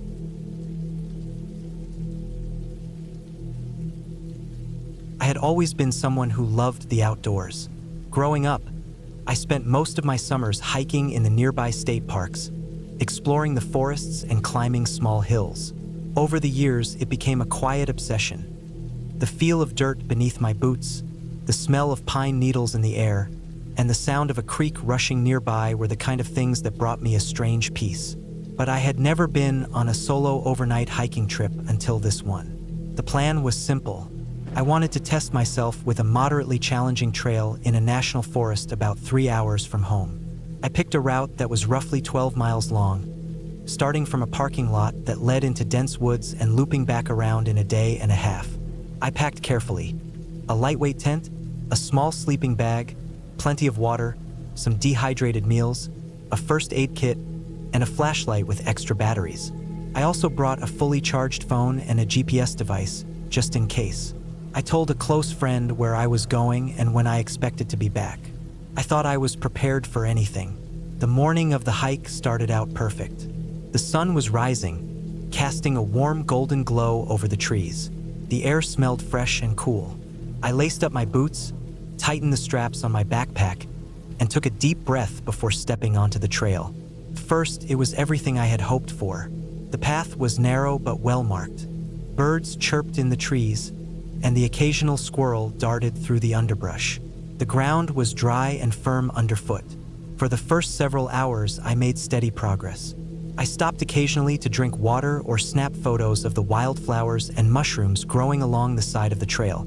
Around midday, I reached a small clearing with a shallow stream running through it. I took off my boots and waded into the cool water to refresh myself. The sun was warm enough to dry my socks quickly afterward, so I didn't worry about my feet getting cold. I ate a small lunch and refilled my water bottle from the stream after using a portable filter. The trail grew steeper after the clearing. I had to scramble up some rocky patches, holding onto roots and loose stones to keep my balance. My legs started to ache, but I pushed through. The forest here was thicker, the trees taller and closer together, casting longer shadows across the trail. The air grew cooler, and a faint mist began to gather, making the leaves glisten with moisture. It was around this time I noticed something unusual. The forest suddenly felt quieter. The birds stopped singing. The rustling of the leaves seemed subdued. Even the wind that usually whispered through the branches was still. I told myself it was just the natural calm before a storm, or maybe animals hiding because of some unseen danger. I shrugged it off and kept walking. I was approaching the part of the trail that would lead to the campsite I had picked out. According to the map, it was just a little over 2 miles ahead, near the top of a ridge overlooking the valley. I was eager to reach it, set up my tent, and rest. But then I heard the first sound that made my heart jump, the snapping of a twig off the trail. It was faint, but definitely deliberate. I stopped immediately and turned around slowly, scanning the trees. Nothing, just shadows and trunks. I tried to convince myself it was probably a deer or a small animal, maybe a squirrel knocking a branch loose. I made a little noise, a soft whistle, and waited. Silence. Then, almost instantly, I heard it again. This time, closer, coming from behind me and to my left. Another snap. My skin prickled. I felt a sudden rush of adrenaline. I was alone. The trail behind me was the only way back. My phone battery was down to about 40%, but there was still signal. I thought about calling my friend, but I hesitated. What would I say? I think something is following me? That sounded silly. I picked up my pace. The trail was uneven and slick with damp leaves. I focused on the crunch of my own boots, trying to drown out the other noises. But I couldn't shake the feeling of being watched. Every time I glanced over my shoulder, I saw nothing but shadows. When I reached the ridge campsite, relief flooded me. It was a small flat clearing, surrounded by fir trees, with a rocky ledge offering a sweeping view of the valley below. The sun was beginning to set, and the sky was streaked with orange and purple. I quickly set up my tent, hammered the stakes into the ground, and arranged my sleeping bag inside. I tried to shake off the unease, reminding myself that I was probably just imagining things. I ate a quick dinner, then sat on a large boulder just outside the tent, staring out at the valley. The air was sharp and cool, and the distant sound of a river trickling somewhere below was soothing. Then I heard it again, a low, deliberate rustling in the bushes behind the tent. Not the natural sound of the wind, but something heavier, like footsteps. I froze. I grabbed my flashlight and shone it toward the noise. The beam cut through the darkness, lighting up the trunks of trees and thick underbrush. Nothing moved. No eyes reflected back, just shadows. I wanted to convince myself to stay calm. I told myself that the forest was full of animals and that was probably what I was hearing. But my heart pounded, and my hands trembled slightly. I went back inside the tent, zipped the door closed, and locked it as securely as I could. I sat on my sleeping bag and held my flashlight tightly, listening. The rustling continued intermittently, sometimes closer, sometimes farther. The night air was thick and smelled like wet earth and pine needles. My breathing felt loud in the quiet tent. Around midnight, I was nearly asleep when I heard a loud noise, a heavy thud against the side of the tent. It wasn't a brush or branch falling. It was deliberate and forceful. I froze, heart racing, gripping the flashlight. Then came another thud, followed by scratching sounds along the fabric. Something large was outside, close enough to be touching the tent. I sat bolt upright. Panic surged through me. I grabbed my phone to call 911, but the signal was gone. The GPS showed I was still on the trail, but I couldn't get a signal for help. I tried to stay calm, telling myself that it was likely a bear or another animal, but I'd never heard a bear make such sharp, heavy thuds like this. Bears usually make grunts and growls, not this kind of persistent pounding. The noise continued for several minutes, then stopped abruptly. I held my breath, eyes wide, flashlight pointed at the tent wall. After what felt like forever, the sounds disappeared. The forest grew quiet again. The next morning, I was exhausted but relieved to see the sun breaking through the trees. I carefully unzipped the tent and stepped outside. The ground around my tent was disturbed, flattened and scratched up in several places. My food bag had been torn open, and some of the snacks I had left out were scattered around. The thought of what might have been outside that tent kept me moving fast. I packed up as quickly as I could, eyes scanning the woods constantly. The hike back was tense. Every crack of a branch, every rustle made me stop and look over my shoulder. I saw large footprints in the mud near the trail, far bigger than any humans. The prints had claw marks, curved and sharp. I tried to keep my breathing steady. About halfway back to the parking lot, I came across a ranger station. I stopped to talk to the ranger and told them what had happened. They listened carefully and told me that the area was known for a growing population of black bears and even a few grizzlies that had moved in from neighboring regions. They advised me never to hike or camp alone in those parts during bear active seasons. I felt a mix of relief and fear. Relief because I wasn't imagining things. Fear because I had been dangerously close to a bear that might have attacked if I hadn't been cautious. When I finally got back to my car, I took a long moment just sitting in the driver's seat, heart still racing but calm now in the safety of my locked vehicle. That experience stayed with me for months.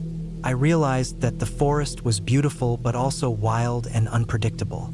There was no magic or ghosts, just the raw power of nature and the animals that called it home. And sometimes, when you're alone in the wilderness, the most terrifying things are the real ones you can see and hear, not the ones you imagine. Since then, I've never hiked alone overnight again. I always make sure someone knows exactly where I am, and I carry bear spray and extra safety gear. That trip taught me a lot about respect. Respect for nature's forces, and respect for my own limits. It was scary, yes, but it was also a powerful reminder to be prepared, alert, and humble when stepping into the wild.